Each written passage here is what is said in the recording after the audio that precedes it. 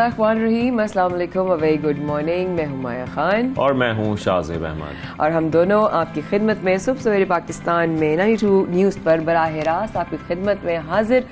29 जुलाई ही नहीं, आज 29 ज़िलहज भी है शाहज़ेब, और 1443 यानी कि जो हमारी इस्लामिक ईयर है उसका ये आखिरी जुमा भी है, आखिरी जुमा भी है। और जिस नए साल में हम दाखिल होने इस्लामिक ईयर के, शुरू हमारा जो साल होता है वो मुहर्रम हराम से होता है, नहायत अक़ीदत और एहतराम के साथ होता है, और जहाँ से मुसलमानी कैलेंडर का आगाज़ होता है वहाँ पर हमारी तारीख़ जो है ना वो इस बात की बुनियाद रखते हुए होती है कि ये जो हमारे साथ ये हमें ब्लेस्ड किया गया है ना कि हम मुसलमान हैं, वो जो है वो कुर्बानियों से, वो ईमान से, वो अल्लाह पर तवक्कुल से, वो शहादत से, वो नबी के सल्लल्लाहु अलैहि वसल्लम की आल की कुर्बानियों से, वो मिसाल हम कहीं पैदा कर ना देखी ना फिर अल्लाह पाक ने कोई और फिर पैदा की, क्योंकि वो हमारे लिए एक ऐसा हमारे लिए बेंचमार्क बन गई कि अगर आप अपनी ईमान की ताकत और तकवा अल्लाह पे इतना रखते हैं शाहज़ेब, वाकई में I think it's all because of the believe that we are all here together working. और ये ब्लेसिंग है कि जो अल्लाह हमें ऐसे ऐसे दिन और ऐसे ऐसे नमाज से निकाल लेता है। बहुत ही प्यारा इंट्रो दिया उस आज। Thank you so much. तबीयत आपकी ठीक नहीं थी, आपको अच्छा इंट्रो दिया। लेकिन खैर, इस प्रोग्राम में इतनी अच्छी और प्यारी बातों के साथ हम आगाज करते हैं और इसके साथ हम अपने पहले सेगमेंट की तरफ चलते हैं, क्योंकि आज बहुत सारे सेगमेंट शामिल करने हैं और जिक्र हम करते रहे हैं इस पूरे हफ्ते ही बारिशों के हवाले से, और जो कराची का हाल हुआ उसका भी हम जिक्र करते रहे, बल्कि जिक्र क्या, हम तो पूरे डिटेल्ड आपको दिखाते रहे सेगमेंट्स के क्या कुछ हुआ और किस तरीके से इससे बचा जा सकता था, क्या मसाइल पैदा हुए तमाम शहरियों के लिए, खासतौर पर कराची के शहरियों के लिए जो कि इतना ज्यादा टैक्स देने के बावजूद यहाँ पर उनको वो सहूलियात मौजूद नहीं है, ना मैसर हैं कि वो एक सुकून की जिंदगी गुजार सकें। तो ये बारिश सबके लिए जहमत बन गई। Maya, I was watching you yesterday, तबीयत ठीक नहीं थी तो सबने मुझे कहा कि आप रेस्ट कर लें और डॉक्टर एडवाइज। तो अब कल जो हमने कवर किया शाहज़ेब, उसमें भी इस तरह के फॉलो अप्स थे अबाउट बारिश और सारी चीजें, अभी तक हम उससे गुजर। हमने पहले बारिशों के मसाइल पर बात की, फिर हमने नालों के ऊपर बात की, फिर किस तरीके से अर्बन फ्लडिंग से बचाया जा सकता है कराची को, तो ये तमाम बातें हो गई। लेकिन आज हम जिस चीज का जिक्र कर रहे हैं, हमने देखा कि बारिश के पानी ने कराची को डुबोया, लेकिन एक बड़ी वजह यह भी थी कि पानी सही जगह इस्तेमाल नहीं किया जाता। और ये हम क्यों कह रहे हैं, इसलिए कि माहिरीन का यह ख्याल है कि बारिश के इसी पानी की रेन वाटर हार्वेस्टिंग की जा सकती है और शहर के मुख्तलिफ मकामात पर झीलें भी बनाई जा सकती है और फिर उस पानी को इस्तेमाल किया जा सकता है। तो ये जो वजह, और इस काम से, ये सब कुछ करने के बाद आप हीट वेव से भी बच सकते हैं। तो ये तो वही बात है जो आप मुझसे पिछले हफ्ते कह रहे थे कि क्यों नहीं है पानी जखीरा किया, लेकिन आज हम इस पर डिटेल करेंगे और क्योंकि माहिरीन की राय बहुत जरूरी है, तो आज हम इस पर माहिरीन की राय भी लेंगे, किस तरीके से हम हीट वेव से बच भी सकते हैं, इस पानी को स्टोर भी कर सकते हैं और टेंशन के माहौल में कराची वाले अच्छी तफरी भी हासिल कर सकते हैं, जो कि बड़ा मुश्किल हो गया अब कराची में रहते हुए। लेकिन ये सब कुछ कैसे होगा, कैसे मुमकिन है, यही समझने के लिए और जानने के लिए हमने दावत दिया। स्टूडियो में माहिर माहौलियात हैं मसूद लोहार साहब मौजूद है, उनसे हम बात करेंगे। अस्सलाम वालेकुम सर, कैसे आप खैरियत से, ठीक ठाक हैं? कैसे आप खैरियत से हैं? मसूद साहब बहुत शुक्रिया, आप प्रोग्राम में आए, आपने वक्त निकाला। मैं कम बोलूंगी, शाहज़ेब ज्यादा बोलेंगे, लेकिन हमें इस बात का ये साइन भी होना कि ऐसा मुमकिन हो तो कितनी आसानियां हो सकती है, ये बात करना बहुत जरूरी है। हम तो झीलें ही सुन के खुश हो गए, जो बात है। तो सर इस बारे में सर रोशनी डालिए। देखिए, कराची कोस्टल सिटी है, इसकी एनुअल जो बारिश जो होती है वो 174-175 मिलीमीटर होती है। सिर्फ जकार्ता, कोलंबो और श्रीलंका, ये अपना थाईलैंड, मलेशिया, इनको देख लें तो इनकी 2000 से भी ज्यादा होती है मिलीमीटर्स। कोई वहाँ मसला नहीं होता, कोई वहाँ पे नहीं होता। पूरा साल कराची में लोग रोते रहते हैं कि जी पानी नहीं है, फिर जब अल्लाह पानी भेजता है तो कहते हैं जी पानी ज्यादा है और हम डूब रहे हैं। मसला ये है कि यहाँ पे एक बहुत बड़ा मसला, मैं आपको टेक्निकली बता रहा हूँ, न नालों का कसूर है, न KMC का कसूर है, किसी का कसूर नहीं है।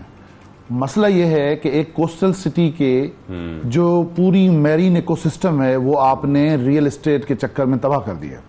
Oh my God, यहाँ की लेगून्स, एस्चुरीज, क्रीक्स, सब क्रीक्स, मुझे आप कोरंगी क्रीक की कोई सब क्रीक दिखा दें, मुझे आप लेगून्स दिखा दें। नैनार लेगून 1955 में बंद कर दी गई।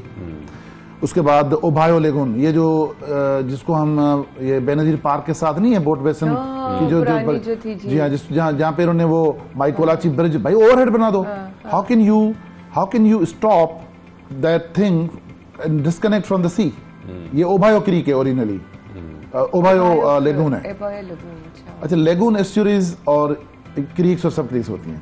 अब वो आपने रिक्लेम करते करते प्लॉटों के चक्कर में खराब कर कंक्रीट में तब्दील कर दिया सब। अब ये होगा 3 या 4 सालों में कि क्लिफ्टन और डिफेंस के कुछ इलाके ऐसे हैं जिसमें बारिश आएगी और पानी फर्स्ट और सेकंड फ्लोर तक जाएगा। ये मैं बता रहा हूं आपको, आप कुछ नहीं कर सकते। आप जब तक इस मैरीन इकोसिस्टम को रिस्टोर नहीं करें, कराची आम शहर नहीं है, it's a coastal city which is surrounded by mountains from everywhere. West की तरफ देखें माउंटेन है, इधर भी देखें माउंटेन है। तो उसका तरफ सिर्फ यही है कि कोरंगी क्रीक की तरफ आपका निकालो। बिल्कुल। तो कोरंगी क्रीक में आपने तो लेगून तो सारी बंद कर दी हैं आपने। अच्छा, अब एक बात और, ये तो ही रेगुलर बारिश, अल्लाह माफ करे साइक्लोन आ जाए। 1945 में साइक्लोन आया, कराची में 10,000 लोग बेघर हुए। 1902 में साइक्लोन आया, पानी सदर तक आया। ठीक है, 1902, ये मैं आपको हिस्ट्री बता रहा हूं। 1945 में यहां पे सुनामी आई और पूरे मकरान कोस्ट पे, उस वक्त कराची की पॉपुलेशन बहुत कम थी 1945 में, 2000 लोग मरे। और ये जो साइड अभी आबाद हो गई, ये भी आबाद उस वक्त नहीं हुई थी। हाँ। ये तो सब अब बाद में बना है। हाँ, हाँ। जो पूरी आपकी जिस साइड का जिक्र तो कर रहे हैं। 2000 लोग मरे थे। यहाँ पे सुनामी भी आ चुकी है, यहाँ पे साइक्लोन भी आ चुके हैं। तो सर, जो आप ये प्रोडिक्शन कर रहे हैं, और जाहिर बात है आप क्योंकि सब चीजें देखने के बाद ये बता रहे हैं कि ये 3-4 साल में ये जो हमारी ये साइड है पूरी, वो डूब सकती है। हाँ। और ऐसा हो सकता है, तो इसके लिए अब फौरी तौर पर हमें क्या इकदाम उठाने हैं, क्या करना है? सवाए इसके कि आप लेगून्स और सब क्रीक्स को रिस्टोर नहीं करेंगे, जो कनेक्शन है समंदर का, अल्लाह ताला ने जो निजाम बनाया है, बिल्कुल, उसको नहीं करेंगे तो आप कुछ भी नहीं कर सकते। आप यही DHA के 20 करोड़ के अपने बंगले के बाहर नहीं निकल सकते, उसमें अंदर बेसमेंट में कौन सा अच्छा रह रहे हैं मसूद भाई, कौन सा अच्छा रह रहे हैं? घरों में कार्पेट्स जो है खत्म, फर्नीचर खत्म, लोगों के घरों में पानी आ जाता है, कोई निजाम नहीं है। और हमने ये जो किया है हम भुगतेंगे 2-4 साल में। आप ये क्या अभी अल्लाह माफ करे, मतलब ये कि वो, मैं देखो मैं आपको बात बता दूं, मैं डरा नहीं रहा। Karachi is earthquake zone B, ठीक है, और ये 4 minor zone B 4 minor faults हैं जो कराची को लगते हैं। एक major fault Allahbund fault, seismic, मैं आपको बता रहा हूं, फॉल्ट, साइज्मिक फॉल्ट बिल्कुल एग्जैक्टली ये जो आपकी स्टील मिल है ना, स्टील मिल बिल्कुल अलाबंद फॉल्ट के ऊपर है। ठीक है, अब आप वहां पे 1 किलोमीटर 2 किलोमीटर अगर आप टाइडल जोन के अंदर लैंड रिक्लेम करके ईमार या बड़े बड़े फ्लेट्स या घर बना देंगे, तो आप बेसिकली ट्रिगर कर रहे हैं साइज्मिक फॉल्ट को, क्योंकि समंदर फिर प्रेशर क्रिएट करता है, प्रेशर क्रिएट करेगा। तो वो आप ट्रिगर कर रहा है आपके फॉल्ट लाइन को। तो ये तो मतलब ये तो Karachi is a nuclear bomb, अल्लाह माफ करे, मैं डरा नहीं रहा, मगर ये फैक्ट स्टेट है। बिल्कुल बता रहा हूँ। अच्छा, दूसरी चीज मैं बता दूं सर, हम जो है अब इसके एक खतरनाक बात चीज और एक और सुने, हम ट्रिपल जंक्शन जो है उससे 150 किलो नॉटिकल माइल्स किलोमीटर्स जो है दूर है। ट्रिपल जंक्शन टेक्टोनिक प्लेट्स होती हैं, Arabian plate, Indian plate, Eurasian plate, तीनों जहां जिस जगह मिलती हैं उस पॉइंट पे इतनी ज्यादा एनर्जी होती है कि न्यूक्लियर बॉम्ब की तरह होती है। थोड़ा सा झटका और सुनामी जो जनरेट होगी, एक साइमुलेशन की गई थी, गूगल करके देखिए, Karachi will be swept away with in 20 minutes. अच्छा, ये सारी बातें सुनने के बाद, और ये मेरे ख्याल में सब तमाम प्रॉब्लम्स हैं जिसे हम डिस्कस कर चुके हैं। अब मुझे ये बताएं कि ये जो हम जिक्र कर रहे हैं रेन वाटर हार्वेस्टिंग का, कि ये इस तरीके से ये मसाइल हल किए जा सकते हैं, जो पानी हम स्टोर भी कर सकते हैं, फिर इसको मुख्तलिफ मकामात पर झीलें बनाई जा सकती हैं, ये पूरा सिस्टम क्या है, थोड़ा ये एक्सप्लेन कीजिए। देखें, जैसे मैंने बताया कि ओबायो लेगून जो है, जो बेनजीर, जिसको माइकोलाची वाली जो साइड पे है, अभी एक काला पानी, काले पानी का एक वो है। वो कहते हैं ना, कहते थे कि जी किसी को सजा पे भेज दो, काला पानी भेज दो, तो कराची के लोगों को ना काले पानी भेजेंगे। तो उसने इस तरह की, फिर 2 रिवर्स हैं आपकी, मलीर और Lyari. Karachi is a blessed city, अल्लाह ने 2 नदियां उसको दी हैं। उसकी डेल्टाएं कहाँ हैं? डेल्टा ही नहीं है, बंद कर दिया आपने, दरिया मार दिए गए हैं। अब क्या कर सकते, इन्हीं दरियाओं के अंदर आप जगह जगह पे छोटी सी वेटलैंड्स बना सकते हैं जहां पे पानी रिटेन हो, और पानी रिटेन होगा तो एक्विफर रिचार्ज होगा और मेरीन इकोसिस्टम बेहतर होगा, फिर ये कि वो पानी यूज भी किया जा सकता है। हमने सिर्फ क्लिफ्टन अर्बन फॉरेस्ट में इस साल 6 झीलें बनाई हैं, वही सब यही बारिश के पानी से आप आके देख लें। 6 झीलें, हाँ हमने बना ली है, 6 झीलें बनी हुई हैं और वो मीठा पानी, और वो मीठा पानी है। उसका TDS जो है वो 400-500 TDS है, यानी कि मिनरल वाटर जो हम पीते हैं ना, ये जो क्या नाम है, ठीक है। ये सर आपकी मसूद भाई झीलें चल रही हैं जो फुटेज में है, ये जो आपने बनाई है इज द वंस या जो इशू जिनका जी, है जी, जी, जो आपने बनाई है वो जी जी उसके वो दैट्स अमेजिंग। आप ही ने कहा था सर कि आपकी वीडियो बहुत देखी गई जिसमें नाजाबाद के हवाले से आपने कहा वहां झीलें बन सकती हैं। पूरे कराची में हजारों ऐसी जगह हैं जहां पे आप झीलें बना सकते हैं। अच्छा, ये सब कुछ सूरत हाल जाहिर बात है, हम सब लोग तो एज अ शहरी भी देख रहे हैं, सिटीजन भी देख रहे हैं कराची के, कि सब कुछ जो हो रहा है, खासतौर पर जो कराची में सब कुछ होता रहा है और अभी खासतौर पर अभी गुज़िश्ता हफ्ते में, लेकिन ये सब चीजें आप समझते हैं कि इंतजामिया की, हुकूमत की नजर में हैं, और अगर वो चाहें तो ये सब कुछ कर सकती हैं, लेकिन इस पे ध्यान देना बहुत जरूरी है, या वो कुछ सोच रहे हैं, कुछ प्लान कर रहे हैं, कुछ तो सोचा होगा। देखें बीटन ट्रैक पे अगर आप जाए ना, I don't walk on a beaten track. Beaten track पे जाए तो जी मेयर को इस्तीफा देनी चाहिए, एडमिनिस्ट्रेटर को रिजाइन करना चाहिए, चीफ मिनिस्टर, ये सियासी बातें हो गई ना। ये कुछ भाई वो क्या करेंगे? आपने सारे रास्ते पानी के बंद कर दिए हैं। मैंने आपको बताया ना, Korangi creek is the only way out, आपने पूरी वो बंद कर दी है, तो आप पानी कहां से जाएगा? बाकी तरफ से तो माउंटेन है, पानी कहां से जाएगा? ये तो देखें, लियारी और मलीर दोनों कोरंगी क्रीक की तरफ जा रहे हैं ना। क्यों जा रहे हैं? क्योंकि वे आउट ही वही है, वे आउट वही है। जब वो वे आउट ही आपने बंद कर दिया है तो आप डूबने का सवाल, कोई चारा ही नहीं है। अब आप कुछ नहीं कर सकते, कितने भी नाले कुछ कर लें, आसमान जमीन एक कर लें। अच्छा, एक चीज आपने और हम यहाँ मेंशन करना चाहेंगे कि जब हम रेन वाटर हार्वेस्टिंग की बात कर रहे हैं तो इससे एक ओवरऑल जो आपकी हीट वेव है उसमें भी बड़ा फर्क पड़ेगा। आप ये समझते हैं कि जो हम गर्मी की शिद्दत बढ़ती हुई देख रहे हैं कराची में, इसमें भी कमी आएगी? देखें, पहली बात तो हीट वेव कोस्टल सिटी में होनी नहीं चाहिए। होनी चाहिए। जो मेरी बात कुछ ऐसे लोग जानते हैं जिन्होंने 50s या 60s में कराची देखा था, इवन अर्ली 70s में, वो बताते हैं कि यहाँ पे रेगुलर बारिशें होती थी, बहुत ठंडा था, बहुत ठंडी जगह हवाएं चलती थी। अब क्लिफ्टन में भी हीट वेव आ रही है। इसका मतलब है बहुत ज्यादा कंक्रीट, और कंक्रीट पूरा दिन जो है ऑब्जॉर्व करता है हीट, और रात को वो कूल नहीं होता, फिर दूसरे दिन हो जाता है, तो माइक्रो क्लाइमेटिक इंपैक्ट होते हैं। तो आप जब छोटी छोटी झीलें बना देंगे तरह तरह की हर जगह पे, तो जाहिर है वो कूलिंग इफेक्ट आएगा। फिर उसके बाद अर्बन फॉरेस्ट्री करें, ग्रीनिंग नहीं करेंगे आप जो है नहीं बच सकते हीट वेव से। ठीक है, तो ये तमाम बातें जो हमें मसूद साहब बता रहे हैं, और मेरे ख्याल में बड़ी अलार्मिंग है ये सिचुएशन आया कि इस पर सोचना, समझना और इसको इम्प्लीमेंट करवाना इस वक्त बहुत इंपॉर्टेंट हो चुका है, खासतौर पर कराची के लिए। अगर ये मामलात हल नहीं होते तो हम 2-3 साल में किस तरफ जा रहे हैं, ये अभी से हमें वार्न तो किया जा रहा है, लेकिन इस पर सोचना और अब इस पर कुछ प्लान करना इंपॉर्टेंट है। मसूद भाई, आपके वक्त का और शिरकत का इसलिए बहुत शुक्रिया कि ना सिर्फ प्रोग्राम में आप आए, ठीक है आपने अवेयरनेस देनी है, लेकिन आपने जो एक बात कही ना कि अल्लाह से डरो, वो वाली बात ना, वो मेरे रूह पे जाके उसने जो असर किया है कि वाकई हमें अल्लाह से इस बात का खौफ होना चाहिए कि जिस जमीन पे हम रह रहे हैं, ये उसका एहसान है कि जमीन हमें एक्सेप्ट करती है, हम चलते हैं जिस पर तना के ना बुले अकड़ जिंदा सलामत चल रहे हैं, जमीन का एहसान है हम पर। तो ये क़यामत के दिन जो है ना अल्लाह से बोलेगी कि फलां फलां शख्स ने मुझ पर जुल्म किया था, फलां फलां शख्स ने मेरे साथ जो है ना इज्जत के साथ पेश आया था। थैंक यू सो मच हमें याद दिलाने के लिए वाकई में कि हमें अल्लाह से डरने की जरूरत है। थैंक यू सो मच, जज़ाकल्लाह खैर। शाहज़ेब, जो बारिश का जो मसला चल रहा है सारा, अभी फिर आप शाहरुख भाई वगैरह भी बता रहे थे कि बारिश हो रही है जगह जगहों पे, रात से स्टार्ट हुई हुई है। So but also we are going, हाँ हम जा रहे हैं लेक देखने जो इन्होंने बनाई है ना मसूद भाई की पूरी टीम ने।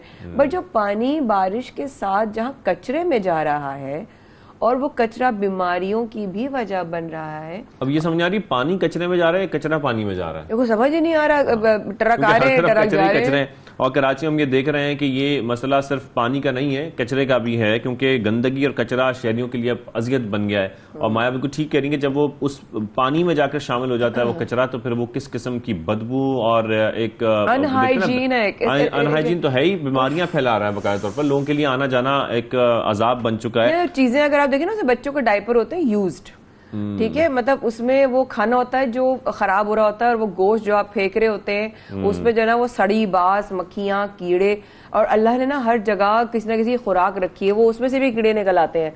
कचरे में से, छिलकों में से। और मैं सबसे अफसोसनाक बात यह कि डंपिंग पॉइंट सारे जो हैं वो शहरी इलाकों में बने हुए हैं, और इसी पर एक डिटेल्ड हमें जो इंफॉर्मेशन दे रहे हैं हमारे नुमाइंदे 92 न्यूज के फरीद आलम, उनसे हम जानेंगे। फरीद, प्लीज बताइएगा, क्योंकि ये बड़ी अलार्मिंग सिचुएशन है, क्या इस वक्त मुख्तलिफ रिहायशी इलाकों की सूरत हाल है? जी बिल्कुल, कराची में मानसून की बारिशों के बाद सूरत हाल इंतहाई ख़राब हो चुकी है। शहर में मौजूद हज़ारों टन कचरा इस वक्त शहर के अंदर ताक़ुन फैलाने का बाइस बना हुआ है। शहर से कचरे की मुंतकली का काम Sindh solid waste management board की जिम्मेदारी है। 2014 में हुकूमत सिंध ने Sindh solid waste management board कायम करके कचरे की मुंतकली का काम बल्दियाती इदारों से लेकर Sindh solid waste management board के सुपुर्द कर दिया था, जिसके बाद से Sindh solid waste management board Karachi से कचरे की मुंतकली का जिम्मेदार है। लेकिन Sindh solid waste management board ने ये जिम्मेदारी ऐसन तरीके से ताहाल अदा नहीं की है, जिसके बाद कराची के बेशतर इलाके इस वक्त कचरा कुंडियों में तब्दील हो गए हैं। और बारिश के बाद जब ये कचरा गीला हुआ है तो इसमें से ताक़ुन उठ रहा है, जिसकी वजह से फ़िज़ा में एक नाखुशगवार सी बदबू फैली हुई है। इसकी वजह से ना सिर्फ लोगों को सांस लेने में मुश्किलात का सामना है, बल्कि जब यह हवा घरों में, स्कूलों में, कॉलेजेस में जा रही है तो वहाँ मौजूद तालिब इल्मों को, छोटे बच्चों को, बुजुर्गों को मुख्तलिफ बीमारियों का शिकार भी बना रही है। स्किन की बीमारियाँ आम होती जा रही हैं। Sindh solid waste management board में जो बैठे हुए इंतहाई नाकिस कारकर्दगी का मुजाहरा कर रहे हैं। शहर में योमिया पैदा होने वाला 12 से 14 हज़ार टन कचरे में से तकरीबन 6 से 7 हज़ार टन कचरा हर वक्त योमिया जो है कचरे में शहर में मौजूद रहता है। शहरियों का कहना है कि कचरा कुंडियों में 10-10 दिन कचरा पड़ा रहता है। Sindh solid waste management board का अमला कचरा उठाने नहीं आता। Sindh solid waste management board को 1 टन कचरा उठाने के हुकूमत इस वक्त $21 पेमेंट अदायगी कर रही है। $21 एक बहुत बड़ी रकम होती है, जबकि यही काम जब बल्दियाती इदारे करते थे तो योमिया चंद हज़ार रुपए का खर्चा आता था। तमाम कचरा जो है शहर से उड़ जाता था और लैंडफिल साइट पहुंचा दिया जाता था। लेकिन सिंध हुकूमत ने बेहतर इंतजाम के लिए, शहर के लिए बेहतरी के लिए एक इदारा कायम किया, लेकिन वो इदारा इस वक्त ना सिर्फ शहरियों के लिए बोझ बना हुआ है बल्कि सिंध के कौमी खजाने पर भी बोझ बन चुका है। कितना इंफॉर्मेटिव था शाहज़ेब? 1 टन कचरे के लिए $21। लेकिन खैर ये तमाम चीज़ें होने के बाद भी फरीद आलम, जैसे कि आप दिखा भी रहे हैं, बता भी रहे हैं, इस वक्त सूरत हाल कुछ अच्छी नहीं है। और जो हम देख रहे हैं, नाले हों या कोई भी जगह हो जहाँ पर डंपिंग पॉइंट बनाए जाते हैं शहरी इलाकों के अंदर, वहाँ पर जिस तरीके से कचरा इकट्ठा होता है और उससे जो कुछ हो रहा है इन शहरी इलाकों में, वो खैर हमसे देखा नहीं जा रहा। But thank you so much Farid भाई, आपने बहुत अच्छी report the and I will be sharing this report on my social media कि लोगों को पता होना चाहिए फैक्ट्स एंड फिगर्स के साथ कि क्या क्या कचरे से चैलेंजेस आ रहे हैं और क्या क्या प्रॉब्लम्स हो रही है। बस शाहज़ेब, एक और इशू है जो हम अभी सेगमेंट की तरफ बढ़ रहे हैं, वो ये कि टैक्सियों की जो भरमार है, टैक्सियों में वो गाड़ियां भी आती हैं जो हम कॉल अप करके बुलाते हैं, वो गाड़ियां भी काउंट हो जाएंगी अगर हम सोचें एक तरह से हम जस्ट खास तौर पर अगर पब्लिक ट्रांसपोर्ट की बात करें माया, तो ताजर इसलिए परेशान है। अब पहले ताजर परेशान थे, अब ट्रांसपोर्टर्स परेशान है। उनके टैक्स जो है ना वो बढ़ाए जा रहे हैं, बार बार बढ़ाए जा रहे हैं, और अब एक बार फिर टैक्सों की भरमार की गई है। उसकी वजह से सड़कों पर आने का ऐलान कर चुके हैं ट्रांसपोर्टर्स, और अब ये बड़ी परेशानी बन जाएगी। जब ट्रांसपोर्टर सड़कों पर आ जाएंगे तो फिर लोग बेचारे क्या करेंगे माया? और लोग बेचारे क्या करेंगे, उनका रोजगार कैसे चलेगा? अब उनके चैलेंजेस जो हैं जिस पर वो इजहार कर रहे हैं वो क्या सुने भी जा नहीं समझा रहे? क्या उन्होंने किसी हुकूमती जो है रिप्रेजेंटेटिव से बात भी की है, नहीं की है? क्या उससे कोई सोल्यूशन निकलेगा? उन्होंने बकायदा ट्रांसपोर्टर्स ने टोकन टैक्स में इजाफे के बाद अब पहिया जाम हड़ताल का ऐलान कर दिया है। ये मेरे ख्याल में अब फिर वही हम उस दहाने पर पहुंच जाते हैं जब फिर एक्शन लेना पड़ता है। पहले सब चीजें सुनी नहीं जाती, कुछ किया नहीं जाता, फिर जब पहिया जाम हड़ताल हो जाती है फिर सबको ख्याल आता है कि हमें कुछ करने की जरूरत है। इस वक्त chairman Pakistan transport action committee का ये कहना है कि जब टैक्स खत्म नहीं होगा हड़ताल जारी रहेगी, इसके अलावा हम कोई मुज़ाकरात नहीं करेंगे। हमें इसी पर बात करने के लिए ज्वाइन किया Sadar transport action committee Pakistan Asmatullah Niazi साहब ने, उनसे हम बात करेंगे। असमत साहब, खुशामदीद कहेंगे आपको सबसे पहले पाकिस्तान में। गुड मॉर्निंग, अस्सलाम वालेकुम। जी बहुत शुक्रिया जी, बिस्मिल्लाह रहमान रहीम। बड़ी खुशी है कि आप लोगों ने मुझे भी टाइम दिया। तो देखिए, इस वक्त जो हालात बन गए पाकिस्तान के, ये वाकई आप जो भी कह रहे थे कि बाद में सोचा जाता है, पहले सोचते नहीं अवाम के बारे में। तो देखिए, इस वक्त जो हमारा जो इस मुश्किलात में इस वक्त हैं हम लोग, ये कोरोना से शुरू हुआ है। अब इस वक्त आके डीज़ल की भरमार, इतने ज़्यादा रेट, उसके बाद स्पेयर पार्ट्स हो गए, दूसरी एसेसरीज़ हो गई, टूल प्लाज़ों की इतनी ज़्यादा टूल प्लाज़े बढ़ा दिए गए, तमाम चीज़ें। और अब आगे एंड इस वक्त जो हम एक टोकन टैक्स पे करते हैं, जिसमें एक एक्साइज के लिए होता है ये और एक होता है इनकम टैक्स। एक्साइज टैक्स तो 300 रुपये सवारी था वो हम दे रहे हैं, 300 रुपये पहले हम देते थे इनकम टैक्स। अब इस वक्त जो है वो बढ़कर हो गया 4,000-8,000 रुपये जी फ़ी पैसेंजर, एक पैसेंजर का 4,000-8,000 रुपये हो गया जी। जी हाँ, अब वो बनता है 4 लाख रुपए फ़ी गाड़ी। और ये एक और आपके लिए नॉलेज के लिए बात है कि आपकी अपनी जो गाड़ी है ना, आप जो पहले अगर 5,000 रुपये टैक्स पे कर रहे थे तो अब आपको 30,000 रुपये पे करना होगा आपकी कार का भी, क्योंकि आपकी 4 सीटें हैं तो 4 सीटों का जो टैक्स बढ़ेगा आपको, ये अभी आवाम को, पैसेंजरों को, लोगों को नहीं पता। मगर ये है कि क्योंकि हम लोग कमर्शियल लोग हैं, कमर्शियल काम का गाड़ी हमारी, तो हम लोगों का ये आ गया टाइम, तो हम लोग इस वक्त एंड पे आ गए। जो आप टैक्स बता रहे हैं असमत साहब, ये कमर्शियल गाड़ियों का है, लेकिन नॉन कमर्शियल गाड़ियों के लिए भी यही टैक्स होगा? बिल्कुल जी। जो पैसेंजर जहाँ बैठते, जो आप अगर आपकी 4 सीटें आपकी गाड़ी की हैं तो आप भी तैयार हो जाए। और उसके बाद आप ट्रांसफ़र जब गाड़ी करवाते हैं तो उसके लिए भी आपको, उसके लिए आपका जो है 1% CVT चार्ज होगा जितनी दफ़ा भी वैल्यू ऑफ द व्हीकल्स। तो ये एक इतना ज़्यादा पैसे हैं कि हम लोग तो अफोर्ड नहीं कर पा रहे।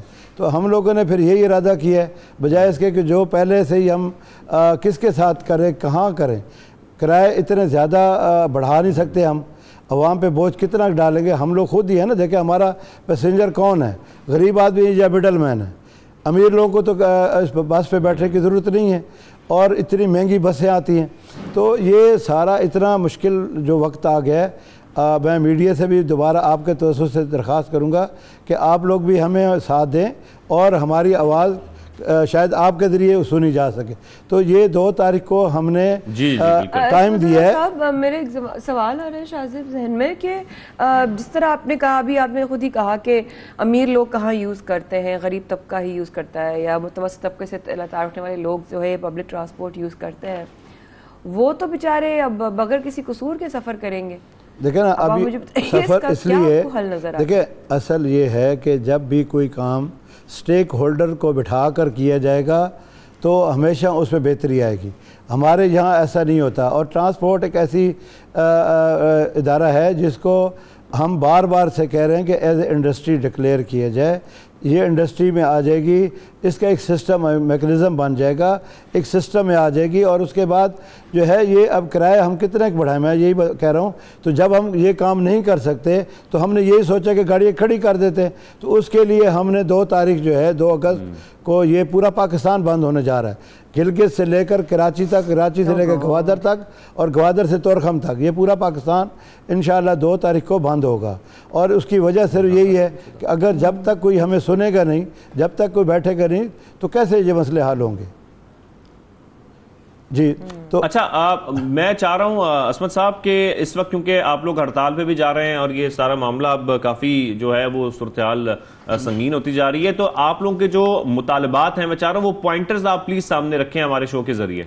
जी, अब हमारे 9 नुकात हैं जी इसमें, जिसमें ये सबसे पहला जो है यही टोकन टैक्स वाला जो है, और उसके बाद जो है मोटरवे का, पुलिस का, दूसरी पुलिस जो है, कस्टम के हैं, ये जो है इसके डीजल की प्राइसेस के हैं।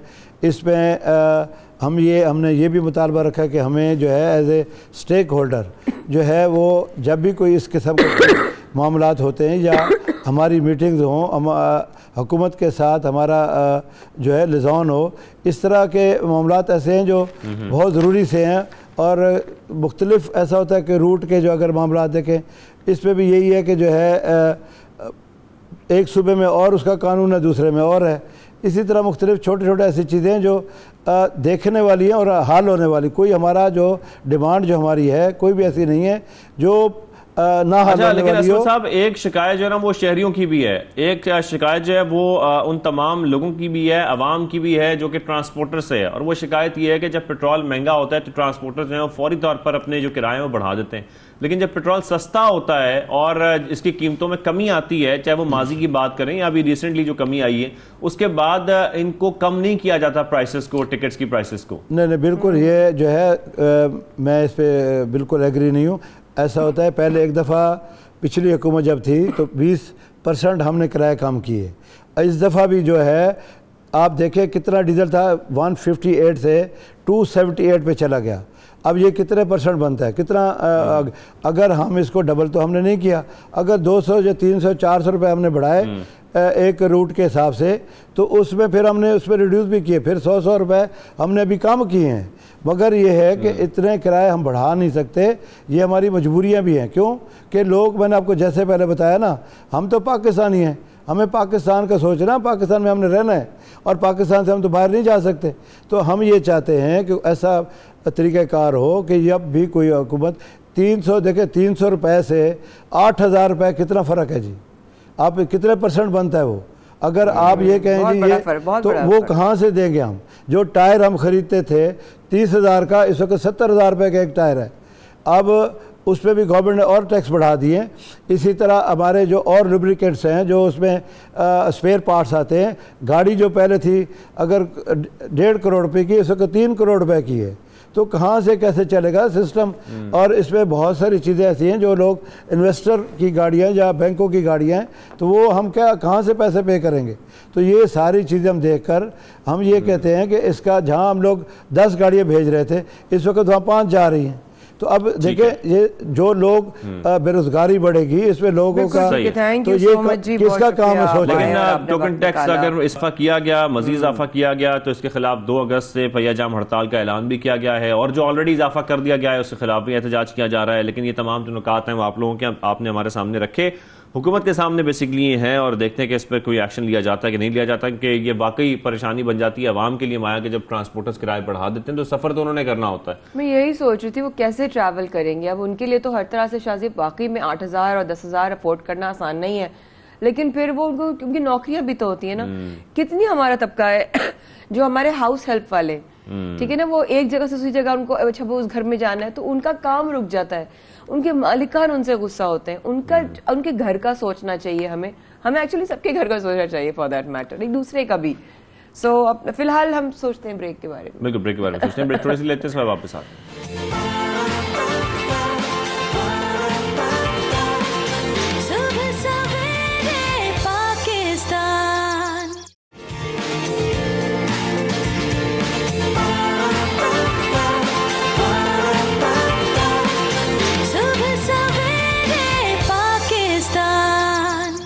वेलकम बैक, आप देख रहे हैं सबसे पहले पाकिस्तान। माया खान और शाहज़ेब अहमद के साथ प्रोग्राम में अब कुछ सयाहत की बात करेंगे, और बात करेंगे किस तरीके से हमारे मुल्क में सयाहत को बेहतर बनाने की कोशिशें की जा रही हैं और सयाहत बढ़ती भी जा रही है। हम हमेशा इसलिए बात करते हैं कि जिस तरीके से हमारे मुल्क में गैर मुल्की सयाह आते हैं तो हमें बड़ी खुशी होती है, और उनको आना चाहिए।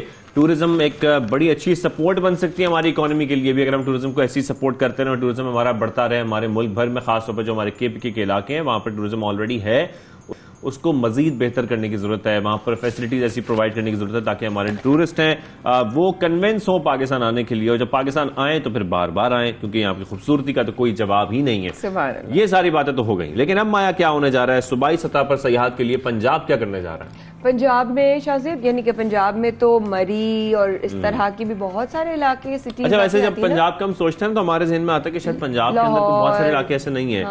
वादिये सून की अगर हम बात करते हैं, अगर कुछ लोग वहां पर गए हों तो एक वहां पर जगह है कन्हटी बाग, और वो बड़ी खूबसूरत जगह है। फिर आपकी और वैसे बहुत सारे ऐसे मकामात हैं क्योंकि सयाहत में वो चीजें भी आती हैं, जैसे एक किला रोहतास है, फिर ख्योड़ा माइंस है। ये वो जगहें जहां पर टूरिस्ट बहुत जाते हैं इन जगहों को एक्सपीरियंस करने के लिए, देखने के लिए।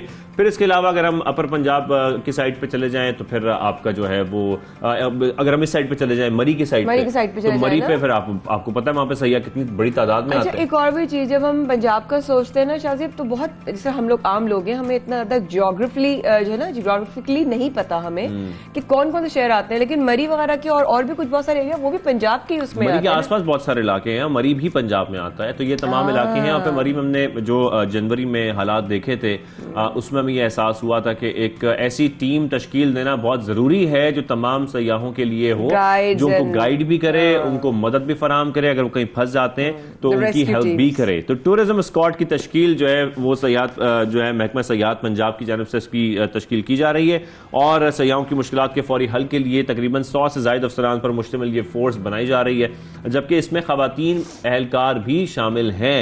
इसके साथ साथ इनकी ट्रेनिंग, बाकायदा इनकी ट्रेनिंग की जा रही है ताकि वो लोगों की मदद करने के लिए जब पहुंचे तो वो ट्रेंड हों, वेल ट्रेंड हों, ताकि उनको खुद कोई परेशानी ना उठानी पड़े, उनको पता हो मैं किस तरीके से दूसरों की हेल्प करनी है और दोस्त बन के हेल्प करनी है। बड़ा इंपॉर्टेंट है। ये बड़े दोस्त बन के will you friendship with me, ऐसा वाला सीन।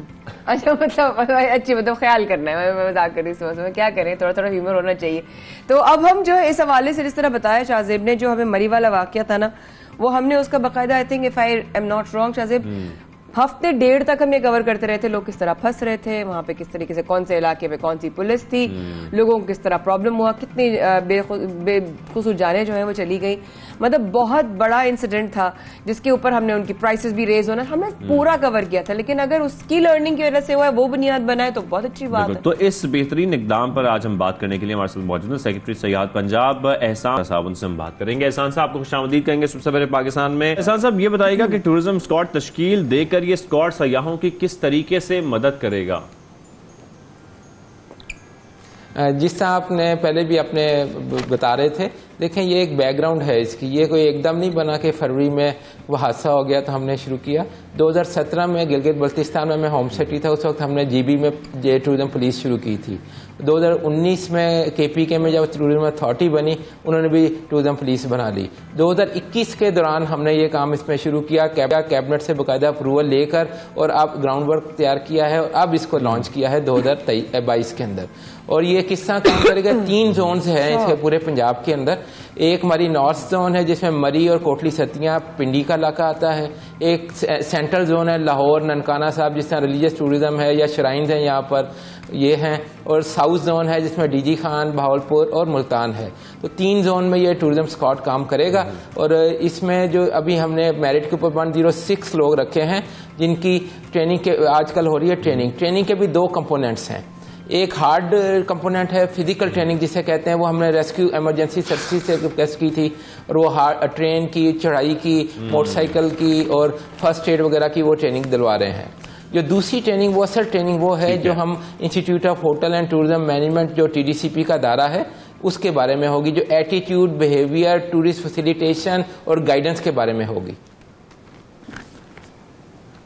सर 3-4 चीजें हैं जो मेरे जहन में इस वक्त आ रही हैं। जब हम टूरिज्म पुलिस की या टूरिज्म ये आप लोगों की जो स्क्वाड बनाया है इसकी बात करते हैं, कुछ लोगों के लिए खासतौर पर जो सयाह हैं, चाहे वो मुल्की हैं या गैर मुल्की हैं, वो जब इन मकामात पर जाते हैं तो एक तो उनके लिए सिक्योरिटी बहुत इंपॉर्टेंट है, उनको सिक्योरिटी प्रोवाइड करना बहुत जरूरी है। सेकेंडली उनको गाइडेंस बड़ी इंपॉर्टेंस होती है कि उनको गाइड करना बहुत जरूरी है कि आपने किन मकामात पर आप जा सकते हैं, रास्ते खुले हैं, बंद हैं, या उनको हेल्प आउट करने के लिए। फिर जिस तरीके से हम देखते हैं कि जब सयाह आते हैं मुख्तलिफ मकामात पर, प्राइस कंट्रोल जो है वो बड़ा इंपॉर्टेंट है कि होटल्स वाले जो हैं वो किसी को लूटे ना, एक प्राइस कंट्रोल लिस्ट बनाई जाए प्रॉपर और उस पर इंप्लीमेंट कराया जाए। तो क्या ये टीम जो है इन सब चीज़ों के लिए प्रिपेयर्ड हैं? फिर उसके बाद जैसे कि आपने जिक्र किया कि रेस्क्यू का जो एक अमल है वो बड़ा इंपॉर्टेंट है कि इन सब की ऐसी ट्रेनिंग होनी चाहिए कि अगर कोई गाड़ी फंस जाए, कोई और प्रॉब्लम हो जाए, तो उनके पास तमाम इक्विपमेंट भी हो और ये रेस्क्यू कर भी सके तमाम लोगों को। तो ये तमाम चीज़ों से जो है ये आरास्ता है। जी, बहुत शुक्रिया आपने जो पॉइंट उठाया है। देखें, एक तो हमारी जो पुलिस है और स्क्वाड में एक डिफरेंस है, ये थाने वाली पुलिस नहीं है, it's a tourism facilitation squad है, ये नंबर 1। नंबर 2 जो है, इसको पूरी ट्रेनिंग दी जा रही है, जिससे आपने कहा इमरजेंसी कोई हो जाती है या गाइडेंस के लिए। जो असल चीज़ जो है ना वो है, आपने जो तीसरा पॉइंट उठाया है, वो होटल्स एंड रेस्टोरेंट्स के बहुत ज़्यादा किराए होना और लोगों को तंग करना और इस तरह के सीजन के दौरान मुतासिर करना। तो ये जो डिपार्टमेंट ऑफ टूरिस्ट सर्विसेज है, इसको मैंडेट हासिल है लीगली कि ये 1976 के एक्ट के तहत होटल्स और रेस्टोरेंट की रजिस्ट्रेशन करता है, उसकी रेगुलेट भी कर सकता है। ये रजिस्ट्रेशन तो करता रहा है, लेकिन अनफॉर्चुनेटली इसके पास कोई एग्जीक्यूटिंग बॉडी नहीं थी, यानी कि रेगुलेटरी बॉडी जो फील्ड के अंदर मौजूद हो और उसके ऊपर काम कर सके। तो डिपार्टमेंट ऑफ टूरिस्ट सर्विसेज का ये तीसरा काम जो होगा वो यही होगा कि जिस तरह ये होटल्स हैं इनकी कैटेगरीज होती हैं, 1 star, 2 star, 3 star, 4 star and 5 star. जो 2 स्टार है उसके कितने कमरे हैं, उसका इतना किराया होना चाहिए, 3 स्टार का इतना होना चाहिए। तो वो अब जब ये रजिस्टर हो जाएंगे तो उसके बाद रेगुलेटरी बॉडी जो हमारी ये टूरिज्म स्क्वाड है ये लोगों को फैसिलिटेट करेगा। एक हमने हेल्पलाइन भी मुकर्रर की है आम फैसिलिटेशन के लिए, टूरिस्ट के लिए, कोई भी है चाहे पाकिस्तानी है या बाहर से आता है, उसका नंबर है 1421 PITB जो पंजाब इंस्टीट्यूट ऑफ टेक्नोलॉजी है उसके साथ मिलके हमने ये की है। जिसको भी कोई शिकायत होगी, जिससे 1122 है इमरजेंसी के लिए करते हैं या 15 पुलिस के लिए करते हैं, तो 1421 ऐसी होगी जो टूरिज्म रिलेटेड कोई भी इशू होगा तो आप इसको करेंगे। और जो यहाँ पे एक 24/7 ये चलेगी हेल्पलाइन, और ये लोगों को बताएगी जिसके फर्ज करने मुतल्लिका अगर वो पुलिस के है तो उसको रेफर कर दिया जाएगा। टूरिज्म डिपार्टमेंट या पंजाब रेस्क्यू टीम जिसका नाम TFS है, जिस तरह आपने बताया, तो ये अब सियाहत के हवाले से गाइडलाइन के हिसाब से समझ में आता है।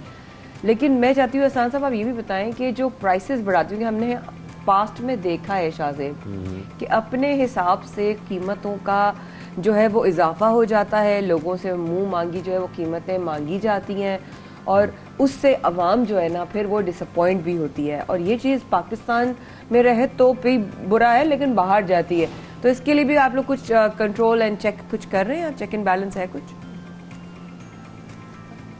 जी जी, ये जो मैंने आपको पहले भी जिक्र किया, जो इनका लॉ है डिपार्टमेंट ऑफ टूरिस्ट सर्विसेज का, वो इनको पूरी ऑथराइज करता है कि तमाम होटल्स और रेस्टोरेंट के ऊपर निगरानी कर सकें और कमरे का किराया या नाइट स्टे जो है उसको मुकर्रर कर सकें according to category of the hotel या रेस्टोरेंट। अब ये एक लॉ तो मौजूद था, उसकी इम्प्लीमेंटेशन नहीं हो रही थी। पिछले 10 या 11 साल से ये पंजाब गवर्नमेंट के पास डिवॉल्व होकर ये डिपार्टमेंट ऑफ टूरिस्ट सर्विसेज आया था, लेकिन इनके पास टोटल बंदे ही 20 थे। जब फोर्स ही ना होगी तो पूरे पंजाब जितना बड़ा 36 जिले हैं वो कैसे उसको इम्प्लीमेंट करना था। इतना बड़ा पंजाब है सर, सही बात है, फोर्स बड़ी इंपॉर्टेंट है, फिर उनकी ट्रेनिंग और जिस तरीके से आप लोग दे रहे हैं हम इसको सराहते हैं और हम उम्मीद करते हैं कि इससे तमाम सयाहों को बड़ी हेल्प भी मिलेगी, उनको गाइडेंस भी मिलेगी और हमारी सयाहत को फरोग मिलेगा। थैंक यू वेरी मच एहसान भुट्टो साहब, आपने हमें ज्वाइन किया। हम कुछ और सवाल भी करना चाह रहे थे लेकिन वक्त की किल्लत है थोड़ी सी, तो हमें बस इसको थोड़ा शॉर्ट करना पड़ा, लेकिन थैंक यू वेरी मच, हमें बहुत रहनुमाई मिली आपकी इन तमाम बातों से और बड़ा अच्छा लगा आपने हमें ज्वाइन भी किया। लेकिन यहाँ पर कुछ चीजें और भी इसका जिक्र करना है और वो अभी करना है, फौरी तौर पर करना है। वो ये कि मुल्क का माली खसारा बढ़ता जा रहा है, क्यों बढ़ता जा रहा है? डॉलर की कीमत में भी इजाफा हो रहा है। दूसरी तरफ हम ये भी देख रहे हैं कि स्टेट बैंक के मुताबिक माली साल 2022 से पाकिस्तान की पेट्रोलियम दरामदात 18 अरब 74 करोड़ डॉलर रही है। लेकिन दूसरी जानिब माया हम ये देख रहे हैं कि जो हमारा इस्तेमाल है ना ऑयल का, वो बढ़ता जा रहा है, गाड़ियों का इस्तेमाल बढ़ता जा रहा है। हम जितना ऑयल का इस्तेमाल कर सकते हैं वो इस वक्त कर रहे हैं। एक जगह हम कह रहे हैं कि महंगाई बहुत बढ़ रही है, एक जगह हम कह रहे हैं बेरोजगारी बहुत बढ़ी है, एकदम कह रहे हैं रुपए की कीमत नीचे आ रही है और फिर हम लोग ऑयल का जो कंजम्पशन है वो हमारा बढ़ गया, चाहे वो खाना पकाना हो या गाड़ी चलाना हो या बड़े बड़े और काम करना। बिल्कुल, गाड़ियों की फरोख्त में इजाफा हो गया है। और हमें जहां हमें ये सोचना चाहिए कि हम कोई इलेक्ट्रिक कार की तरफ जाएं, हम साइकिल की तरफ जाएं, हम ऑयल का इस्तेमाल कम करें, वहीं पर हम तेल का ज्यादा से ज्यादा इस्तेमाल कर रहे हैं गाड़ियों की। जिस मुल्क में हमें मजीद जो है मोटापे से जो है बचना है और अपने आप को हेल्दी लाइफस्टाइल की तरफ जाना है, वहाँ तेल ही तेल हुआ है, सारी मेहनत तेल हो रही है और न्यूट्रिशनिस्ट की और डाइटिशियंस की। तो जनाब हमारे साथ हमारे one of the most favourite panelist हमारे साथ हैं हमारे माशियात खुर्रम शहजाद साहब। अस्सलाम वालेकुम खुर्रम भाई, how are you doing? Hope all well. क्या हो रहा है भाई? जी थैंक यू बॉस। हाँ जी, पॉलिसी में कोहेरेंस नहीं है। एक तरफ हम कहते हैं कि जी हमें ऑयल बचाना है, हमें एनर्जी कंजर्वेशन करनी है, यानी कि बिजली या जिस तरह से भी हम जो फ्यूल खर्च करते हैं वो हमें कम करना है। लेकिन दूसरे एंड पे हम नंबर ऑफ डेज बढ़ा देते हैं, यानी कि काम के दिन जो है 5 से 6 कर देते हैं और फिर जो है जो कारवान देते हैं बड़े बड़े जो आपके मिनिस्टर्स के हैं, पॉलिटिशियंस के हैं, उसके अलावा भी बहुत सारे स्टेक होल्डर्स के हैं, वो सब हम बढ़ा देते हैं। तो ये प्रॉब्लम है कि हमारी पॉलिसी कोहेरेंस नहीं है। इलेक्ट्रिक व्हीकल्स जो है दुनिया में बहुत ज़्यादा जो है इस वक्त रूज पर हैं और ना सिर्फ ये कि बिजली जो बन रही है उसके सोर्सेज जो हैं अब ग्रीन जो है वो फ्यूल्स हैं, यानी कि आप जो है बिजली बनाते हैं सूरज की रोशनी से, हवा से और बहुत सारे तरीके हैं जिसमें बहुत सस्ती बिजली बनती है। और हम आज भी जो है वो फ्यूल पे बिजली बनाते हैं जो महंगी तरीन है, फिर कोल पे भी जा रहे हैं, कोल भी महंगा तरीन है, वो भी इम्पोर्टेड कोल पे। तो प्रॉब्लम यही है कि आपकी प्रायोरिटीज ठीक नहीं होंगी और आपकी एनर्जी की रिफॉर्म्स नहीं होंगे। और खासकर एनर्जी, मैं हमेशा कहता हूँ कि एनर्जी जो है वो बैकबोन होती है किसी भी मईशत का। अगर एनर्जी को आप प्लान नहीं करेंगे कि किस तरह से एनर्जी बनानी है, कैसे बनानी है और किस तरह पहुंचानी है कंज्यूमर तक, ये 2-3 चीजें अगर हम सही से प्लान नहीं करेंगे। और अब देखिए दुनिया में चाहे वो डेवलपिंग इकोनॉमीज हों या डेवलप्ड इकोनॉमीज हों, दोनों जो है 2030, 2028, 2035 तक कंप्लीट जो है जान छुड़ा रही हैं ये फ्यूल से रिलेटेड, चाहे वो गाड़ी चलाना हो, चाहे बिजली बनाना हो, चाहे मतलब कोई भी चीज़ जो है फ्यूल से रिलेटेड हो, वो ऑयल से जान छुड़ाएंगी समहाउ। तो मेरे ख्याल में हमें भी कुछ प्लान करना चाहिए। खुरम साहब, क्योंकि हम इस बात की निशानदेही इसलिए कर रहे हैं कि ये पूरी तमाम बातें जो है ना वो इंटरलिंक्ड हैं। अगर हम देखें कि हमारे इंपोर्ट बिल में इजाफा हो रहा है क्योंकि हम ऑयल की खरीदारी ज्यादा कर रहे हैं, क्योंकि हमारे यहाँ गाड़ियां ज्यादा खरीदी जा रही हैं, उनका इस्तेमाल ज्यादा हो रहा है, उससे हमारी रुपए की कदर पर भी असर पड़ रहा है। ये तमाम चीजें लिंक्ड हैं। आप समझते हैं कि इस वक्त हमें प्लानिंग की जरूरत है कि हम ऐसी प्लानिंग करें, हमारे इलेक्ट्रिक कार्स को मुतारिफ कराया जाए, या एटलीस्ट कोई ऐसी प्लानिंग तो की जाए कि इस ऑयल के इस्तेमाल को कम किया जाए किस तरीके से? जी देखिए, हमारे यहाँ पॉलिसी बनी है, पिछले 3-4 सालों में इस पर काम हुआ है कि इलेक्ट्रिक व्हीकल्स को कैसे जो है इंट्रोड्यूस किया जाए, किस तरह से इंपोर्ट में उसमें जो है इंसेंटिवाइज किया जाए। और देखें इसमें सबसे बड़ी बात क्या होती है, थोड़ा सा एक छोटा सा टेक्निकल पॉइंट है, वो ये कि इसमें जो बैटरी होती है ना, लिथियम होती है, उससे रिलेटेड जो ये जो धात होती है, ये बेसिकली चाइना में बहुत ज्यादा जो है वो बनती है। और हम या कोई भी बहुत सारे ममालिक हैं जो ये बैटरी नहीं बनाते, यानी कि उसकी असेंबलिंग की बात नहीं कर रहा मैं। बैटरी के जो उसकी धात है, जो मेन रॉ मटेरियल है, वो कोई नहीं, वो सिर्फ चाइना या एक आध 2 कंट्रीज और बनाते हैं। तो हमें तो सिर्फ क्या करना है, स्ट्रक्चर क्रिएट करना है उसका, यानी कि उसकी जो बॉडी है वो क्रिएट करनी है। तो वो तो हमारे पास ऑलरेडी कैपेबिलिटीज हैं।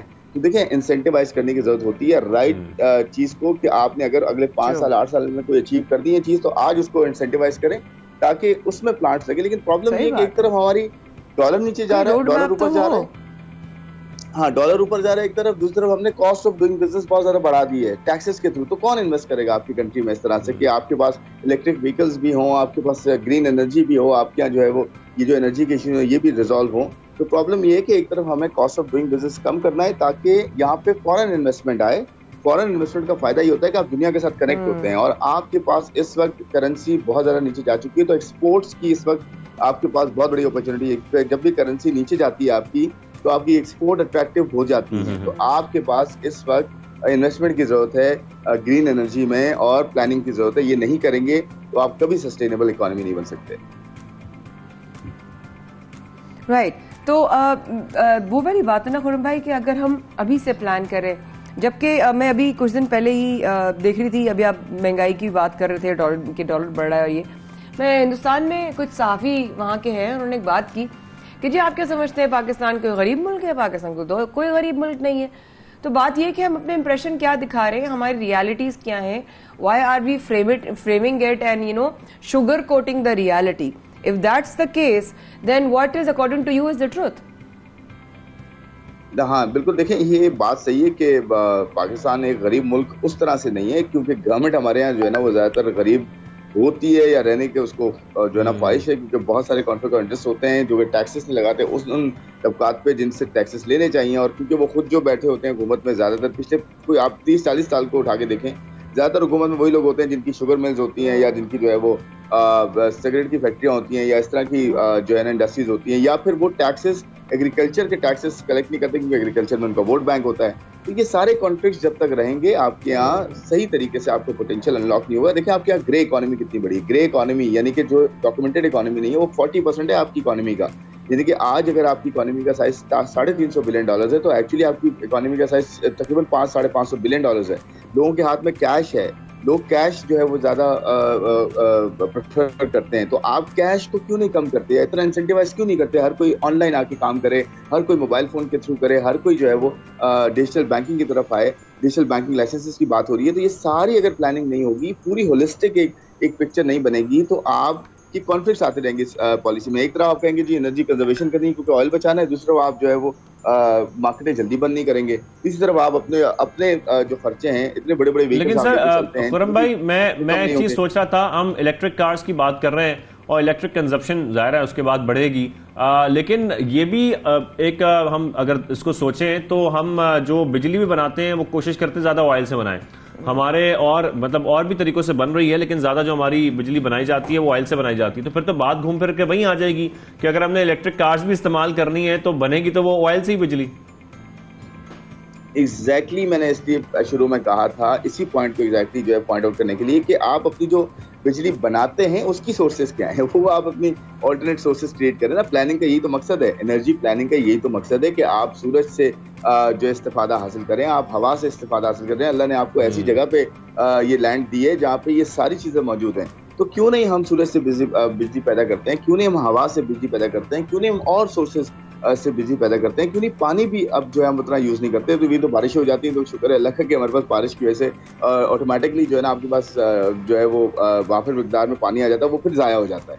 तो क्यों नहीं हम ऑल्टरनेट सोर्सेज पे जाते हैं। देखिए प्लानिंग का हिस्सा मैंने कहा ना कि किस पे बनाते हैं, कैसे बनाते हैं और कैसे पहुंचाते हैं, ये 3 बड़े इंपॉर्टेंट जो है लाइंस हैं। तो इसलिए मैंने कहा कि ऑयल पे डिपेंडेंसी कम करें और ऑल्टरनेट पे ज्यादा करें, ताकि अब बिजली सस्ती बने। जब सस्ती बनेगी ना तो इलेक्ट्रिक व्हीकल्स पे जब लोग आना प्रेफर करेंगे, कहेंगे जी मैं क्यों ऑयल पे जो है वो means a lot no means for your guidance. Thank you so much Khurram भाई। खुर्रम शाह साहब हमारे साथ मौजूद थे। यहाँ पे छोटा सा वक्फा लेते हैं, please do stay with us.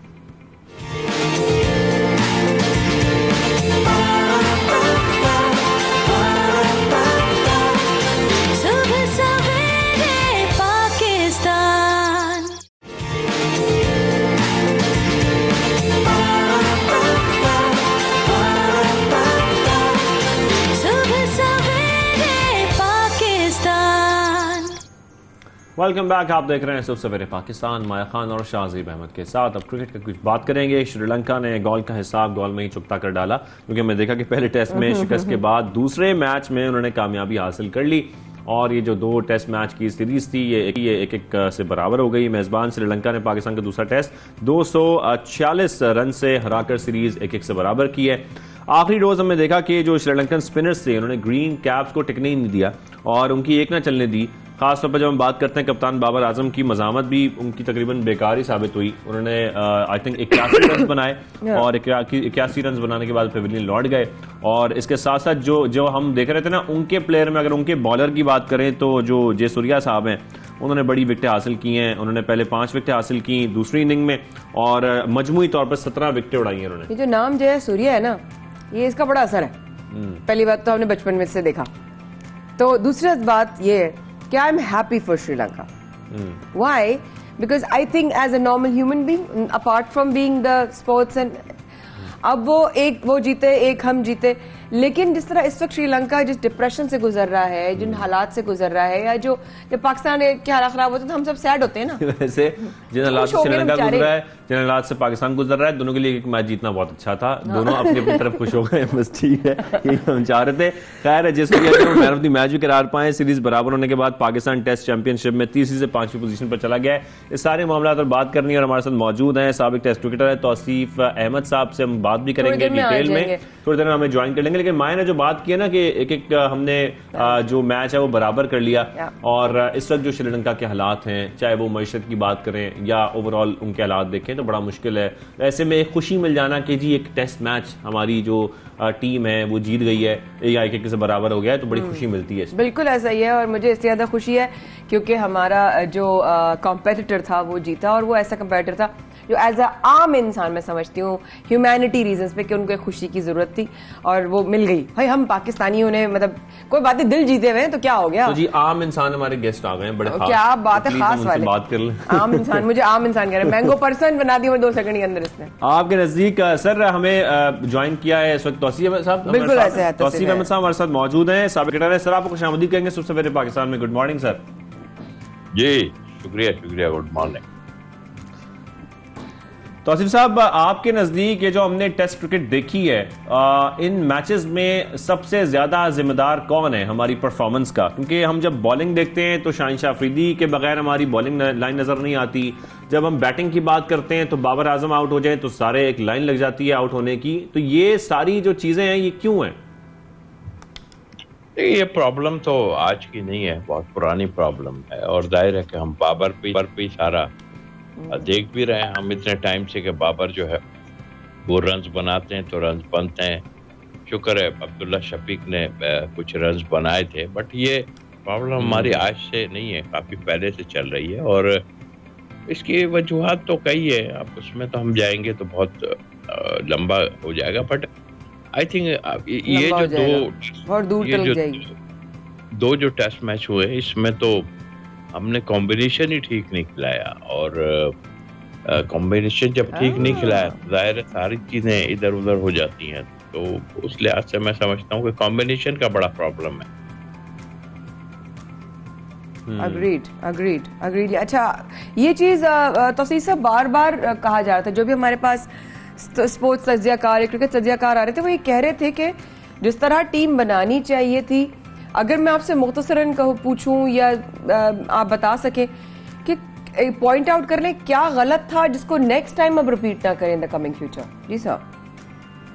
गलत तो सबसे मेन ये था कि आप कॉम्बिनेशन जिसकी मैं बात कर रहा हूँ, अगर आप 11 का कॉम्बिनेशन ठीक ना खिलाएं, मसलन कि हम पहले टेस्ट की अगर बात कर रहे हैं वो हम जीते जरूर हैं, बट आप देखें कि हमने 3 पेसर खिला दिए, उन्होंने 1 पेसर खिलाया और स्पिनर्स खिला दिए। इट मीन्स कि वहां पर जो है वो सरफेस ऐसा नहीं है कि फास्ट बॉलर के लिए इतना सूटेबल है।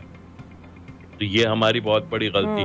पर हमारे बैट्समैनों ने बहुत उमदा करके 340 जो कि नामुमकिन नजर आता था, लेकिन बहुत अच्छा खेले। लेकिन हमने सेकंड टेस्ट में देखा, फिर हमारे साथ यही प्रॉब्लम आई, हमने कॉम्बिनेशन को इधर उधर किया और उसमें ये हमारे स्पिनर्स ने 500 रन बनवा देना आप लास्ट इनिंग में, तो आप समझते हैं कि फिर आपके लिए तो प्रॉब्लम होगी। इट मीन्स कि ना आपके फास्ट बॉलर ने कुछ करके दिया, और जो आपने बात पहले इंट्रो में की है कि शाहीन हमें विकेट्स लेके देते थे शुरू में, और वो जाहिर अनफिट हो गए और काफी टाइम से आप कल आपने एक्सपोज होते देख लिया, हमारे फास्ट बॉलर्स को देख लिया। फिर हमारा स्पिन अटैक जो खेल रहा है ना, वो हमारा रेगुलर स्पिन अटैक नहीं है। आपने पहले टेस्ट में नोमान को नहीं खिलाया, एक और 2 पार्ट टाइम स्पिनर, ये पार्ट टाइम स्पिनर हैं दोनों हमारे, जो सलमान और दूसरे हैं वो पार्ट टाइम स्पिनर है। स्पिनर तो एक ही खेल रहा था, यासर। तो ये कॉम्बिनेशन जब वो गलत खिलाया, फिर उसका नतीजा हमने देख लिया। तौसीफ साहब, आप समझते हैं कि पाकिस्तान के पास एक बड़ा अच्छा मौका था इस टेस्ट सीरीज में? नौजवान खिलाड़ी थे श्रीलंका के, उनके खिलाफ ये हम 2 मैचेस जीत लेते, ये टेस्ट सीरीज जीत लेते तो हमें बड़ा फायदा पहुंचना था। वर्ल्ड टेस्ट चैंपियनशिप टेबल पर अपनी हम पोजीशन कुछ बेहतर कर लेते।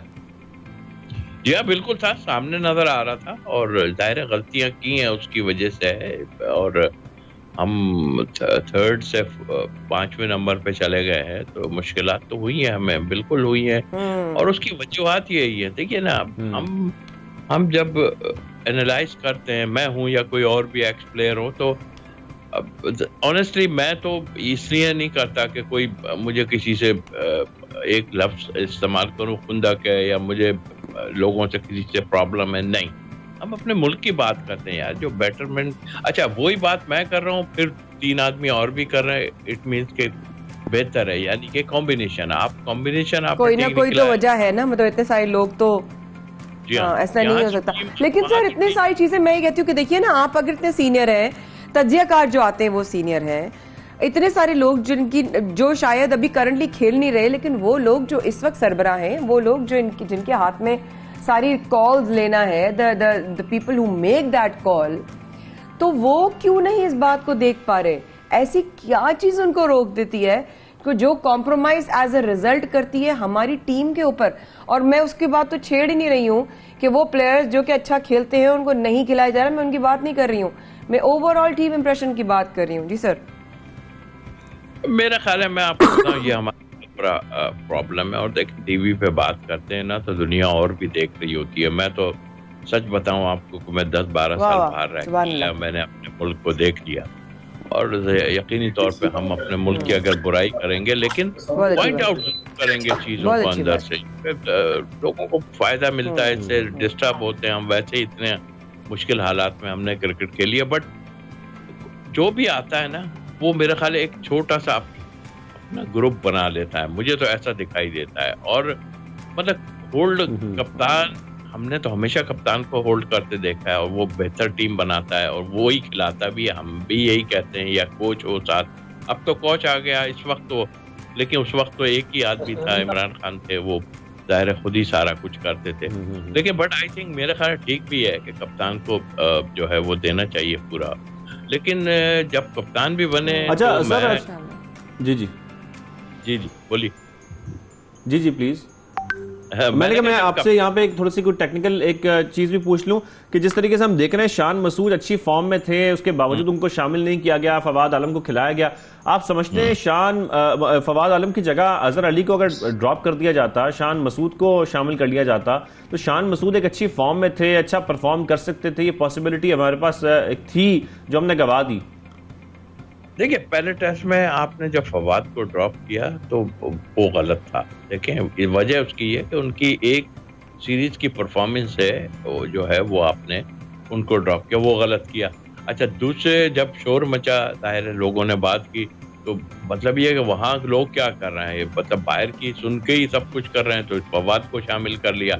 अच्छा, फिर बात ये हो रही थी कि अजहर अली जो है 5-6 इनिंग उनकी खराब चली गई हैं, तो उनको ड्रॉप करते। लेकिन मेरी नजर में सेकंड टेस्ट में उनको ड्रॉप नहीं करते तो अच्छा ही था, पूरा ही चांस दे देते आप तो ठीक था। अच्छा चलें, अगर आपने ड्रॉप किया भी था तो आपकी बात ठीक है, बिल्कुल शान मसूद को आप उस नंबर पे लेके आते, यानी ऊपर के नंबर पे। अब बाबर ऊपर आए, हमारी बैटिंग जो है वो नीचे गई जरूर, लेकिन वो चीज नहीं रही। अगर आप शान को ले आते तो मेरा ख्याल है कि ज्यादा बेहतर होता। तो ये कॉम्बिनेशन इसी तरह, फिर आपकी स्पिन बॉलिंग बिल्कुल कुछ नहीं, आपकी फास्ट बॉलिंग कुछ नहीं। तो आई थिंक ये जो हम जिस पे पॉइंट आउट कर रहे थे वो यही चीज थी कि आप या तो घबरा गए या क्या, घबराने की बात तो नहीं थी। आप 340 चेस करके, एक बड़ा टारगेट चेस करके आप इतना बड़ा जबरदस्त टेस्ट मैच जीते थे, और मैं कहता हूँ वो भी घबराए हुए थे। उन्होंने इतनी जल्दी जो है डिक्लेरेशन नहीं की हम सेकंड टेस्ट में। उन्हें हालांकि पता था बारिश भी आ सकती है, कुछ 1-1.5 घंटा एक चौथे दिन का जाया हुआ, तो वो भी घबराए हुए थे कि पाकिस्तान जो है और कुछ ना कुछ कर देगा, कहीं ये 500 भी चेस ना। बिल्कुल बिल्कुल। तो ये चीजें। और सर अगर हमारा इतना ही बाबर आजम पे निसार है हमारे बल्लेबाजों का, तो सेकंड डाउन पर खिला लें बाबर आजम को, ताकि हमारा कुछ एक हमें स्पेस मिल जाए परफॉर्म करने की, और थोड़ा सा हमें एक हम उसमें रिलैक्स हो जाएंगे। जब बाबर आजम की विकेट गिरती है तो शायद सब बाकी सब जो है वो कॉन्शियस हो जाते हैं या अपना कॉन्फिडेंस लूज कर देते हैं। नहीं, बाबर देखिए, बाबर ही ने ठेका थोड़ी लिया हुआ यार, ये तो ज्यादती होगी ना। हम लोग मतलब हमारे खेल रहे हैं, बाकी प्लेयर वो क्या कर रहे हैं, कुछ भी नहीं कर रहे हैं। यही तो पॉइंट है कि बाबर ने ठेका नहीं लिया हुआ।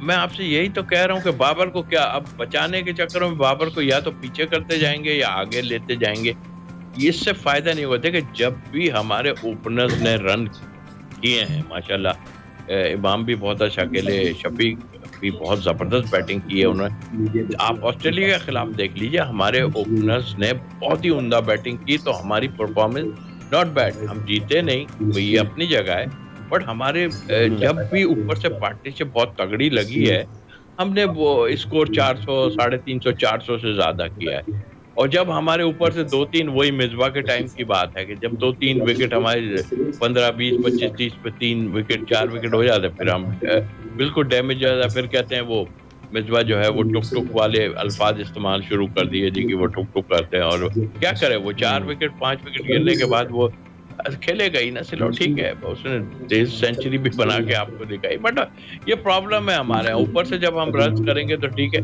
ये जिम्मेदारी मिडिल ऑर्डर को लेनी पड़ेगी, सिलेक्शन कमेटी को प्रॉपर मिडिल ऑर्डर को लेके आना पड़ेगा सिलेक्शन के अंदर।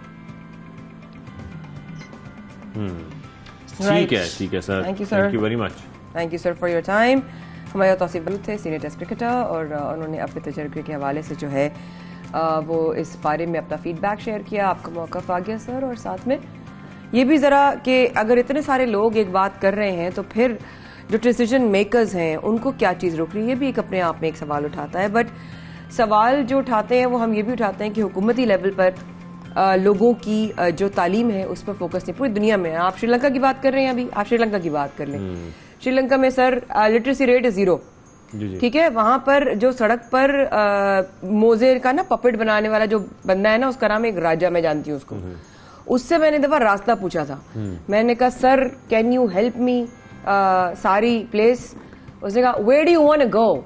उसने ऐसे जब मुझसे पूछा तो मैं 2 सेकंड के लिए यूं हो गई। तो हम जब अपने पाकिस्तान में नहीं हुकूमती लेवल पर ऐसा के एजुकेशनल प्रोग्राम्स बनाते तो फिर वहां पर NGOs आकर ऐसा किरदार अदा करती हैं, कहती है ठीक है, जहाँ जरूरत हमें महसूस हो रही है, जहाँ खाली जगह है, उसको चलो हमने किया, अब आगे करें। देखिए यही रिले रेस है ना, आप आगे बढ़े, आपने दूसरे को अपनी जो है ना वो रिले पकड़ाई, और उसके बाद वो पूरी रिले रेस टीम जीतती है। अकेले तो बंदा जो है मैराथन भागता रहेगा और अकेले ही मर जाएगा।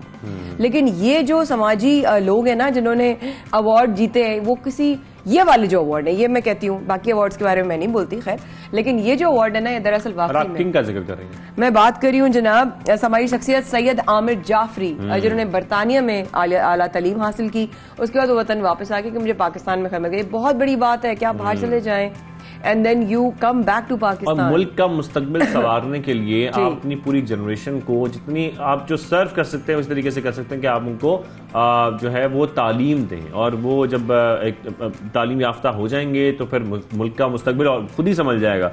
तो ये जिस तरीके से हम देख रहे हैं कि पसमानदा इलाकों में कम वसीला खानदान के बच्चों के लिए मुफ्त तालीम उनकी घरों की दहलीज पर पहुंचा रहे हैं, और इसमें क्या पंजाब, क्या सिंध, KPK, बलूचिस्तान, हम देख रहे हैं इन तमाम सूबों में इस वक्त उन्होंने ये फैसला किया कि तालीम पहुंचानी है इस तरीके से कि 700 स्कूल बच्चों का उन्होंने जो है वो मुस्तकबिल संवारने का फैसला किया, और वहां पर तकरीबन 700 स्कूल कायम किए उन्होंने, अनबिलीवेबल, जहां पर ये तालीम दी जा रही है इनकी जानिब से, और ज्यादातर इनमें देहाती इलाके हैं। तो हम इन्हीं से आपकी मुलाकात कराते हैं। सैयद आमिर जाफरी साहब हमारे साथ मौजूद है, उनसे मिलते हैं। गुड मॉर्निंग सर, अस्सलाम वालेकुम, कैसे हैं आप? जी वालेकुम सलाम, बहुत बहुत शुक्रिया आप लोगों का, आपने इतना अच्छा खूबसूरत तारुफ पेश किया है, गजाली ट्रस्ट का भी और हमारा भी बहुत शुक्रिया आप लोगों का। Sir we are thankful to you कि आप बड़ा अच्छा काम कर रहे हैं माशाल्लाह। थोड़ा सा बताइएगा आपका सफर कहाँ से आपने आगाज किया, खासतौर पर जब आपने सोचा कि मुझे अब इन बच्चों को, खासतौर पर देहाती इलाकों में बच्चों को तालीम देनी है, और ये बहुत इंपॉर्टेंट है पाकिस्तान के लिए। जी बिल्कुल, हमारा जो है अपना ये ख्याल ये है कि हम सब लोग जो यहाँ मौजूद हैं और जो आपके तवज्जो से सुन भी रहे हैं, हम सब पाकिस्तान के साथ जुड़े हुए हैं, और पाकिस्तान ही के साथ हमारा मुस्तकबिल भी, हमारी कामयाबी भी, हमारी खुशहाली भी जुड़ी हुई है। और हम ये समझ पाए हैं कि चूँकि हमने जितने भी माशरे दुनिया में देखे हैं और उनको कामयाब होते देखा है, उन्हें खुशहाल होते देखा है, उसमें तालीम ने एक बड़ा ही बुनियादी किरदार अदा किया हुआ है। बदकिस्मती से पाकिस्तान के अंदर हम जो है ये वाला जो टारगेट है इसमें हम अचीव करने में नाकाम रहे हैं, और आप ये देख सकते हैं कि 70-75 साल गुजरने के बावजूद जो है 100% लिटरेसी नहीं है, और हमारी बच्चियां बहुत बड़ी तादाद के अंदर खवातीन जो है वो तालीम से दूर है इसमें ना, और जो बेचारे पढ़ भी रहे हैं तो उनकी क्वालिटी के ऊपर भी बहुत ज़्यादा क्वेश्चन मार्क्स जो है वो लगे हुए हैं। तो हम ये समझते हैं कि हम कोई भी जो है माशरा तश्कील देना चाहते हैं, हमसे खुशहाल पाकिस्तान बनाएं, रोशन ख्याल पाकिस्तान बनाएं, जो एशियन टाइगर बनाएं, नया पाकिस्तान बनाएं। हमें लगता है कि ये टारगेट हम अचीव नहीं कर सकते जब तक हम अपने बच्चों को तालीम के से जेवर से आरास्ता ना करते। अभी सूरत हाल ये है कि 2.5 करोड़ बच्चे जो है। अच्छा, एक बात, आपकी बात सुन रही हूँ, हाँ बिल्कुल बिल्कुल, अब वही ना आमिर साहब, मैं यही देख रही हूँ, आपकी बात सुन रही हूँ और आप अपनी चीज़ें हमसे शेयर कर रहे हैं। हमें जाहिर है जो हमारा काम है उससे भी कि कितना इस एरिया में काम करने की ज़रूरत है, और इसको इस एरिया में काम करने के लिए आपको अपनी ज़िंदगी की आसानियाँ, आपको अपनी ज़िंदगी की आसाइशें, आपको अपनी ज़िंदगी में बड़े बड़े कॉम्प्रोमाइज़ करने पड़ते हैं। So why did you make this call? आप एक अच्छी ज़िंदगी बरतानिया में गुजार सकते थे, क्यों आए पाकिस्तान? जी बिल्कुल, आपकी बात दुरुस्त है।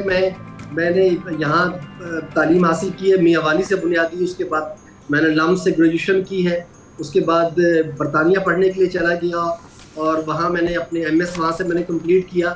लेकिन ये कि मुझे इसका शदीद एहसास था कि मुझे पाकिस्तान के मुस्तकबिल के लिए कुछ करना चाहिए और पाकिस्तान की जो आने वाली नस्ल है उसके लिए काम करना चाहिए। और फिर उसमें चूँकि मेरा खुद एक देही बैकग्राउंड है, देहात से ताल्लुक़ रखते हैं हमारी फैमिली सब लोग, तो हमें लगा कि ये जो शहरों और देहातों का जो फ़र्क है ये बहुत तेज़ी से बढ़ता जा रहा है। आज किसी को अच्छी तालीम चाहिए, अच्छी सेहत चाहिए और अच्छा मुस्तकबिल चाहिए तो वो शहरों की तरफ आता है और चंद शहरों में सारी होती चली जा रही है। तो हमें ज़रूरत ये है कि हम वसाइल का रुख हमारा शहरों से छोटे इलाकों की तरफ मोड़े ना।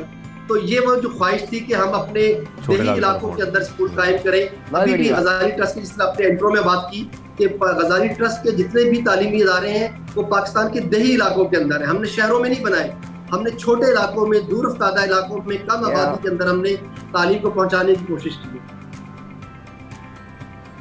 सर आपने बहुत अच्छा काम इसलिए भी किया कि हम अगर गवर्नमेंट वैसे तो अगर कोई तालीम के लिए काम कर रही है तो वो ज्यादा फोकस होता है बड़े शहरों पे, कराची, लाहौर, इस्लामाबाद या कोयटा, जो ऐसे शहर हैं जहाँ पर बना भी दे तो उसको कोई फॉलो अप नहीं होता। और अब तो क्योंकि बाकायदा तौर पर जो एजुकेशन है वो एक बिजनेस बन चुका है, तो यहाँ पर हम प्राइवेट स्कूल सिस्टम्स भी देखें तो उसमें जिस तरीके से बच्चों को तालीम दी जा रही है वो सिर्फ शहर के हद तक महदूद है। लेकिन ये बहुत अच्छा स्टेप है कि देहाती इलाकों में बच्चों को तालीम दी जाए ताकि ओवरऑल जो हमारा मुल्क है उसमें जो हमारा लिटरेसी रेट है वो बढ़े। लेकिन सर यहाँ पर ये जरूर बताइएगा कि अब तक कितने स्कूल्स ऐसे हैं जो कायम किए गए हैं या वहां पर बच्चों को तालीम दी जा रही है, कोई आप हमारे साथ फैक्ट्स एंड फिगर शेयर कर सकते हैं इस वक्त? जी बिल्कुल। इस वक्त हम अब तक जो है अपनी मदद आपके तहत तकरीबन कुछ 700 तालीमी इदारे जो है पाकिस्तान के तूल अर्ज में बना चुके हैं। इन 700 स्कूल्स के अंदर ये फॉर्मल स्कूल्स हैं और इन स्कूल में तकरीबन 1 लाख बच्चे जो है वो ज़ेर तालीम है। ये तमाम के तमाम स्कूल पाकिस्तान के देही जो है इलाकों में बनाए गए हैं और आप ये कह सकते हैं 80-90% जो अल्ट्रा पुअर फैमिलीज हैं उनके बच्चे इन अदारों में जो है तालीम हासिल करने आते हैं। ऑलमोस्ट 50% से ज़्यादा बच्चे जो है इसमें फ़ीस पे नहीं कर सकते। जो फीस पे भी करते हैं तो वो ऑन एवरेज आप कह सकते हैं कि वो 300 रुपये से ज़्यादा नहीं होती, वो भी 50% बच्चे हैं। उससे ज़्यादा बच्चे सारे के सारे जो फ्री है, जहाँ उनको यूनिफॉर्म, किताबें। अच्छा आमिर जाफर साहब, मैं एक पॉइंट यहाँ पर ऐड करना चाहता हूँ क्योंकि वक्त भी कम है, मैं चाह रहा हूँ तमाम चीज़ें कवर हो जाएं। हमारे जब हम अपने देहाती इलाकों की बात करते हैं वहाँ पर पेरेंट्स कुछ रिलक्टेंट होते हैं, खासतौर पर अपनी बच्चियों को लेकर हम स्कूल नहीं भेजेंगे, उनको तालीम देने की क्या ज़रूरत है। ये माइंडसेट चेंज करने की बहुत ज़रूरत है देहाती इलाकों में खासतौर पर। आप समझते हैं कि जब आप लोगों ने स्कूल्स कायम किए, वहाँ पर तालीम देना शुरू की, तो इस प्रॉब्लम का भी सामना करना पड़ा और उन पेरेंट्स को मनाना भी पड़ा कि आपने बच्चों को स्कूल भेजें? जी बिल्कुल ऐसा है, बिल्कुल ऐसा है। और मैं आपसे कहना चाहता हूँ कि ये बहुत सीरियस इशू है, हमने इससे नज़रअंदाज किया हुआ है। आपको बताना चाहता हूँ पाकिस्तान के अंदर बिलखुसूस हमारे यहाँ प्राइमरी स्कूल्स बन गए हैं, प्राइमरी स्कूल मौजूद है। बच्चियाँ हमारी 5वीं तक पढ़ लेती हैं, लेकिन 5वीं से आगे पढ़ने के लिए, 5th ग्रेड से आगे पढ़ने के लिए स्कूल मौजूद नहीं है। अगर स्कूल मौजूद है तो वो 8-10 किलोमीटर के फासले पर मौजूद होता है बच्चियों का स्कूल। आज हमारे पाकिस्तान में आज भी गाँव के अंदर माँ बाप जो गरीब भी हैं और शऊर भी नहीं रखते, वो अपनी बच्ची को अकेले 5-10 किलोमीटर दूर जो है स्कूल भेजने के तैयार नहीं है। हमारी बहुत बड़ी तादाद में बच्चियां जो लाखों में हैं, वो सिर्फ इस वजह से कि उनके घर के पास स्कूल नहीं है, वो मैट्रिक नहीं कर सकती, वो इंटर नहीं कर सकती, इसलिए कि वहाँ स्कूल मौजूद नहीं है। तो ये एक बहुत सीरियस मसला है। वो जो आप कह रहे हैं जो माइंडसेट का इशू है वो भी अपनी जगह मौजूद है, लेकिन काफी हद तक वो अब चेंज हो चुका है। लोग बच्चों को स्कूल पढ़ने के लिए भेजना चाहते हैं, प्रॉब्लम ये है कि स्कूल उनके नजदीक मौजूद नहीं है उनके। आप ये देख लीजिए कि पाकिस्तान के एक सर बहुत इंपॉर्टेंट क्वेश्चन जो सारे प्रोसेस में आ रहे हैं मेरे जहन में आमिर साहब, एक ये कि जब हम अभी शाज़िब ने थोड़ी देर पहले जिक्र किया ना कि हमारे अगर बनते हैं तो शहरों में बनते हैं या कोई एक आध से बन जाता है। मेरा जो है मैं फॉलोअप पे बड़ा बिलीव करती हूँ, क्योंकि लाइफ में मैंने अगर कोई केस भी कभी रेस किया ना ऑन स्क्रीन तो उसका फॉलोअप ज़रूर लिया कि भाई क्या बना उसका। तो जो स्कूल्स आप बना रहे हैं, जो बच्चों के लिए आप फैसिलिटीज़ क्रिएट कर रहे हैं, उनका फॉलो थ्रू कितना स्ट्रॉन्ग है? How many people on the team, how do you do it, process क्या है? जी नहीं, आपकी बिल्कुल बात दुरुस्त है। ये देखिए, अगर इस वक्त हम 700 स्कूल चला रहे हैं और वो तमाम के तमाम गांव की सेटिंग्स के अंदर है, फॉर्मल स्कूल्स हैं। इस वक्त हम गवर्नमेंट के साथ भी मिल के काम कर रहे हैं और पर्पज़ यही है कि इस वक्त जो तालीम का मसला है खाली हुकूमत से रिजॉल्व होने वाला नहीं है, बल्कि इसको पब्लिक प्राइवेट पार्टनरशिप के जरिए एज अर्ली एज पॉसिबल हम आउट ऑफ स्कूल बच्चों तक पहुंच सकें। और उसके लिए गजाली ट्रस्ट ने बुनियादी तौर पे एक बहुत स्ट्रॉन्ग नेटवर्क बनाया है, सेटअप बनाया है, जिसके अंदर बुनियादी तौर पे क्वालिटी एश्योरेंस और मॉनिटरिंग एंड इवैल्यूएशन, इसके ऊपर हमने बहुत ज़्यादा फोकस किया हमने इसके अंदर। अगरचे हमारी जो बिल्डिंग्स है वो बहुत हाई फाई नहीं है, क्योंकि उसके ऊपर कॉस्ट बहुत ज़्यादा आती है, तो हमारा फोकस ज़्यादा जो है वो उस्ताद की तालीम के ऊपर है, उस्ताद की ट्रेनिंग के ऊपर है। हमारा ख्याल है कि जो बिल्डिंग की कमी है और कोई सिलेबस की कमी वो पूरी हो सकती है अगर टीचर अच्छा हो और टीचर जो है कमिटेड हो। तो गेट का फोकस ज्यादा जो है वो उस्ताद के ऊपर है, उस्ताद के रोल को दोबारा से रिफाइन किया जाएगा। आप इस वक्त कहाँ मौजूद हैं? बस ये सवाल का जवाब दे दीजिए, आप इस वक्त कहाँ मौजूद हैं पाकिस्तान में? पाकिस्तान में वैसे तो हमारा लाहौर में हेड ऑफिस है और बाकी तकरीबन तमाम डिस्ट्रिक्ट के अंदर जो है, पंजाब में बिल्कुल ज्यादा शूटिंग है, गजाली ट्रस्ट की, KPK में, सिंध में। इस वक्त आप कहाँ हैं? आपसे मिलना बनता है। आप जो काम कर रहे हैं ना वो बहुत बड़ा कोई पाकिस्तानी दिल चाहिए या इस जमीन से इश्क चाहिए। मैं कल पेशावर था और आज मैं लाहौर पहुंचा हूँ। रात आप ही के बात करने के लिए। तो मैं लाहौर में हूँ, आप लोग जब चाहें मिल सकते हैं और इस पर हम बड़ी अच्छी बात कर सकते हैं बैठ के। How nice sir, thank you very much. ये नेक्स्ट हम लोग कराची में, अगर हम लाहौर में होते तो जरूर ये हम पॉसिबल रखते हैं कि हम मुलाकात रखें। Sir thank you very much. Aamir Jafri साहब ज्वाइन किया, बड़ा अच्छा लगा आपसे बात करके भी और आपकी बातें सुनकर बहुत अच्छा लगा कि आप इतने सारे खासतौर पर तालीम के लिए, तालीम हर घर में पहुंचाने के लिए बहुत कोशिशें कर रहे हैं और दिलो जान से कर रहे हैं। हमारी तमाम विशेज़ आपके साथ हैं, बेस्ट विशेज़ हैं कि ऐसे ही आप काम करते रहें और आपको जो है जिस तरीके से आप तालीम आम कर रहे हैं इन बच्चों में, ये इन बच्चों का मुस्तकबिल भी संवर रहा है। Takes a lot of time, takes a lot of effort, लेकिन कोई भी अच्छा काम करने के लिए ये सब तो लगेगा। कंफर्ट जोन में बैठ के कभी कुछ नहीं मिलेगा, लेकिन आप रह सकते हैं कंफर्टेबल। इस ब्रेक के बाद हम अभी आते हैं।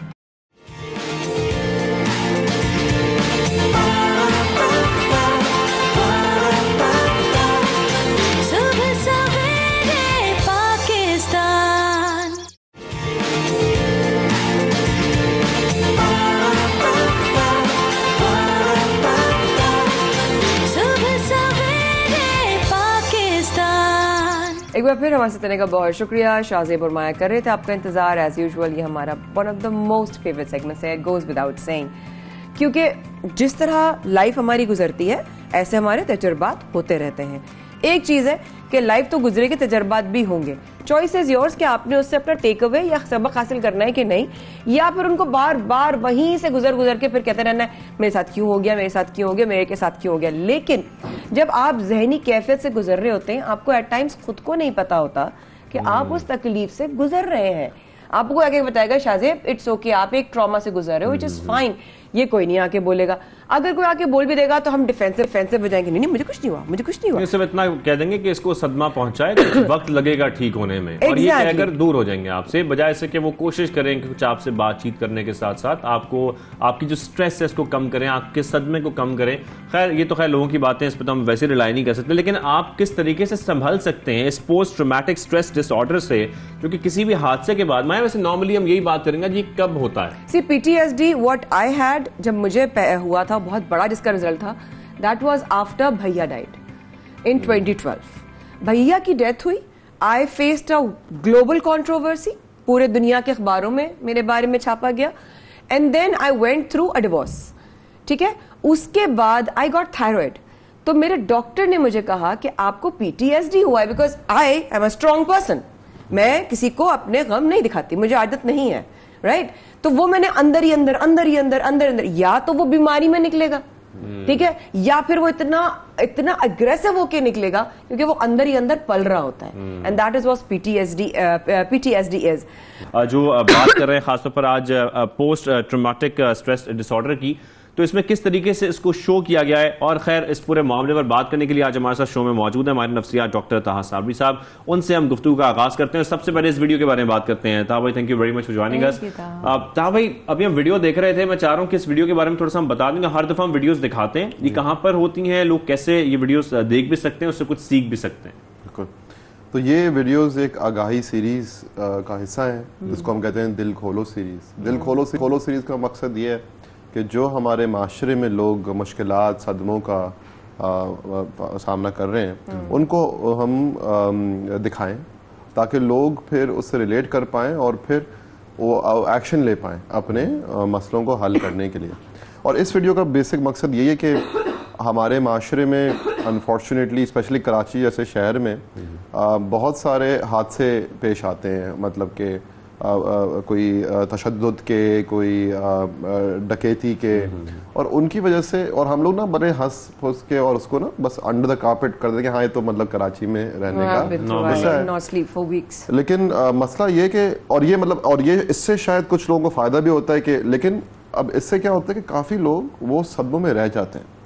लेकिन जिस तरह माया ने भी बात की थी कि स्ट्रॉन्ग जो होते हैं, लेकिन असल स्ट्रेंथ क्या होती है? असल स्ट्रेंथ ये होती है कि अपने मसलों को अपने अंदर रखना और फिर उनको बढ़ने देना, और फिर वो एक नाखुशगवार तरीकों से हमारे पर हमवार होना। या फिर असल स्ट्रेंथ होती है मसलों को पहचानना और उनका इजहार करना, ताकि वो हमारे शऊर पे, हमारी डेली एक्टिविटी पे मनफी असर ना करें। तो ये हमारा बेसिक मकसद है, दिखाना कि एक बच्चा जो इस मसले से गुजरा, अभी तक उसमें फंसा है, उसका भाई वगैरह कुछ नहीं होता, भाई खुद फंसा हुआ है इस मसले में, लेकिन दोनों मसलों में, लेकिन इग्नोर कर रहे हैं क्योंकि उनको स्ट्रॉन्ग अपना उनको दिखाना है माशरे। तो चला आप ये कह रहे हैं कि दोनों उस ट्रॉमा से कहीं ना कहीं गुजर रहे हैं, लेकिन बात नहीं कर रहे हैं, तो बात करना जरूरी है, डिस्कशन डॉक्टर साहब कि ये कि बात करना जरूरी, कम्युनिकेशन क्या की है सारे मामले में अगर इस तरह को वाक़या, because I have been through exactly same situation.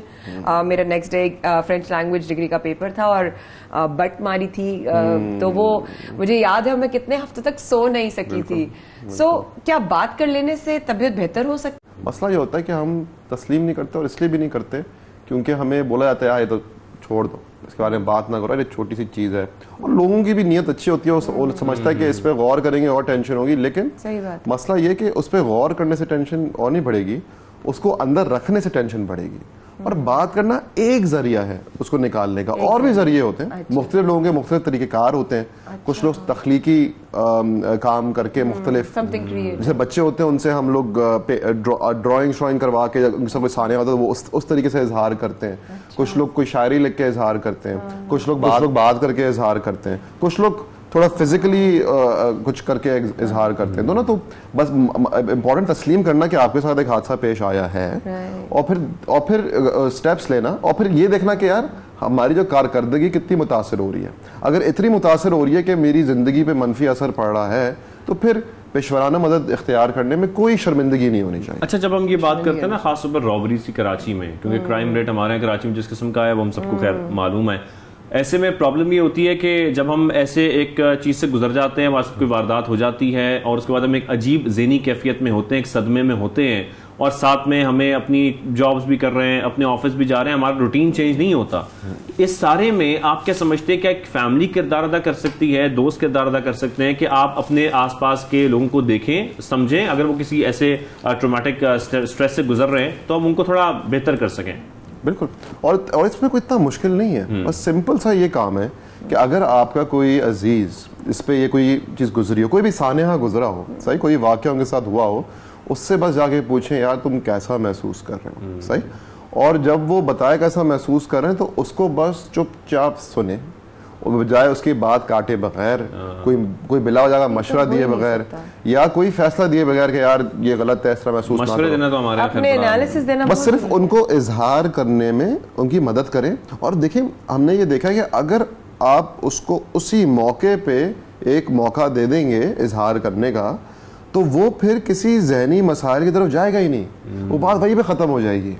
मसला ये कि इन सब मसलों का इशू ये कि अंदर रखने से, और अंदर लोग तभी रखते हैं जब उनके आसपास सपोर्ट सिस्टम होता नहीं है। तो अगर हम बस अपने ही अजीज़ों का बस इस तरह करके कर लें तो उससे बहुत ज़्यादा फ़र्क पड़ेगा, और उससे मतलब वो बीमारी की तरफ नहीं जाएंगे। अच्छा डॉक्टर साहब, अक्सर औकात जैसे आपने कहा कि अच्छा सुन लें, तो एक तो लोग सुनना भी तो नहीं चाहते किसी का, वो फ़ौरन होता है कि कहते हैं ना कि मशवरे के लिए कौन सा जो है वो पैसे लगते हैं, तो इसका मतलब अच्छा लिस्नर होना ज़रूरी है। अक्सर औकात में इसकी एक और शक्ल है कि जिससे बात करनी है, जिससे शिकायत करनी है, वो ही PTSD का जिम्मेदार भी है, और उसी से इजहार नहीं हो पाता है। इन दैट केस कितना इम्पोर्टेंट है वो? अब देखिए, अक्सर लोग क्या होता है कि अब देखिए, अब कोई परेशानी में होता है ना, इसको हम अंग्रेजी में एक फ्रेज होता है एम्पैथेटिक डिस्ट्रेस। इसका मतलब ये है कि जब कोई परेशान होता है, उसको देखिए मुझे परेशानी होती है, राइट, उसको देखिए मुझे परेशानी होती है, तो मैं उसकी अपनी परेशानी कम करने के लिए उसकी परेशानी को दूर करने के लिए उसको दबा देता हूं, राइट। तो ये एक तरीका होता है। तो अक्सर लोगों की नीयत ये नहीं होती, लेकिन वो खुद उनको लगता है कि यार ये परेशानी इसको हो रही है, मुझे भी हो रही है, तो उसको ना मैं चुप करा दूं ताकि दोनों की परेशानी खत्म हो जाए। लेकिन तो लोगों की नीयत सही होती है, लेकिन मसला ये होता है कि परेशान होना बीमारी नहीं, परेशान होना में कोई गलत मसला नहीं है। परेशान होना तो एक बहुत एक हेल्दी तरीका है अपनी स्ट्रेस से डील करने का, क्योंकि उसका बरक्स क्या, अगर परेशानी अंदर दबाएंगे फिर जाके गुस्से के जरिए निकलेगा या नशेबाज चीजों का इस्तेमाल के जरिए। और ये हम देखते हैं अपनी सोसाइटी में, छोटा सा एक्सीडेंट हो जाए लोग लड़ाई झगड़ा शुरू कर देते हैं। कहीं पर पार्किंग आपने किसी जगह पर लगा दी, वो आपसे लड़ने के लिए आ जाता है। आप समझते हैं यही वो सदमे होते हैं, यही वो ज़हनी कैफियत होती है जो फिर इस सूरत में बाहर निकलती है हमारी सोसाइटी में। बिल्कुल, फिर वही होता है कि अगर हम अपने जज्बात और ख्यालात का मस्बत तरीके से इजहार नहीं करेंगे तो मनफी तरीक़ेकार से निकलेंगे। और मनफी तरीका सबसे आम क्या है, जारियत, अग्रेशन, किसी पे गुस्सा निकालना सबसे आसान होता है। और वो मतलब कि और आपको मौके भी इतने मिल जाते हैं कराची से आपको तब निकालनी, बाहर निकल जाए, आप बाहर गुस्सा किसी पे प्लीज बाहर निकल जाए, सारे मसले हो जाएंगे। बट हम अफसोस की बात यह है कि हम इतनी अवेयरनेस होने के बावजूद हम क्यों नहीं समझ पाते कि हर इंसान कभी ना कभी मल्टीपल टाइम्स भी, लेकिन कम से कम जिंदगी में 1 या 2 बार PTSD से जरूर गुजरता है। उसकी निशानियां उसको खुद को कैसे पता चले? देखिए PTSD तो एक बीमारी है, बिल्कुल है। तो वो मतलब सबको नहीं होती, वो तो उनको होती है जो उस मसले में रह जाते हैं। और फिर उसके साथ पूरा सिंड्रोम होता है कि जिस तरह आपको नींद नहीं आना, फिर खौफनाक ख्वाब आना, उठ जाना नींद से, हल्की सी भी आवाज आई तो फिर एकदम से बहुत ज्यादा डर जाना, खौफ जाना। तो ये इसके अलामात होते हैं, सही।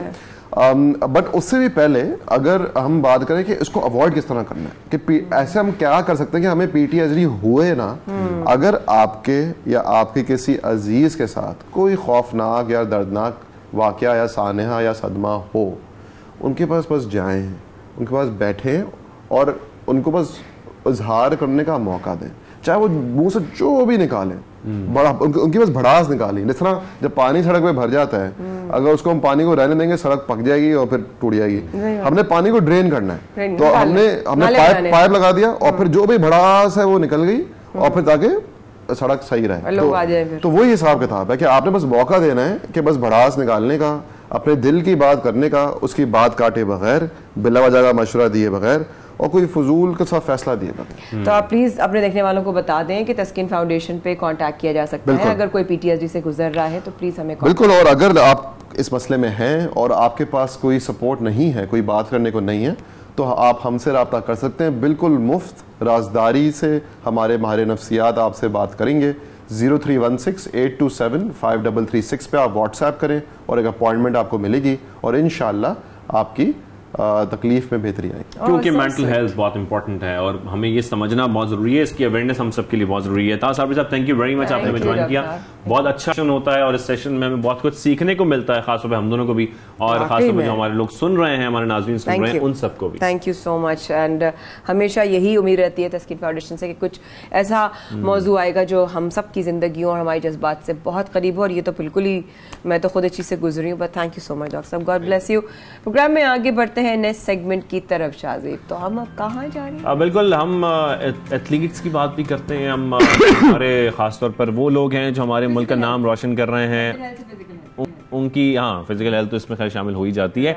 हमने कुछ आपकी ऐसी खवातीन से भी मुलाकात कराई थी, रुपाल पीक इन्होंने अभी सर की है, बिल्कुल सर की है तो इस वक्त हम आपकी मुलाकात करवा रहे हैं अब पाकिस्तानी बॉक्सर से जिनका नाम है हादिया कमाल खान, और मुल्क का नाम वो रोशन इस तरीके से कर रही हैं कि उर्दन शहर अमान में Asian junior boys and girls boxing championship 2022 में हादिया कमाल खान ने कांसी का तमगा जीता है। इस पर सबसे पहले तो उनको कंग्रेचुलेशंस, और सेकेंडली अब आपको ये भी बताएं कि जीतने वाली जो पाकिस्तानी है वो पहली भी हैं और वाहिद बॉक्सिंग की खिलाड़ी भी हैं। वो मतलब सैल्यूट पेश करती हूँ मैं, मतलब सीरियसली, जिन्होंने एशियन बॉक्सिंग चैंपियनशिप में ये तमगा जीता है। तो इससे हम मुलाकात करवा दें हमारी, प्लीज करवा दें सर। मैं तो बताऊं, अच्छा मैं कराती हूँ। वेरी गुड जी, मैं अभी बात कराती हूँ हादिया से। आपकी 2 सेकंड लगेंगे। हादिया हमें अभी सुन रही हैं और वो हमारे साथ पेशावर से हमारे साथ बराह रास्त होंगी, और एशियन लेवल का जो है वो इन्होंने का एजाज़ है जो इनके पास है।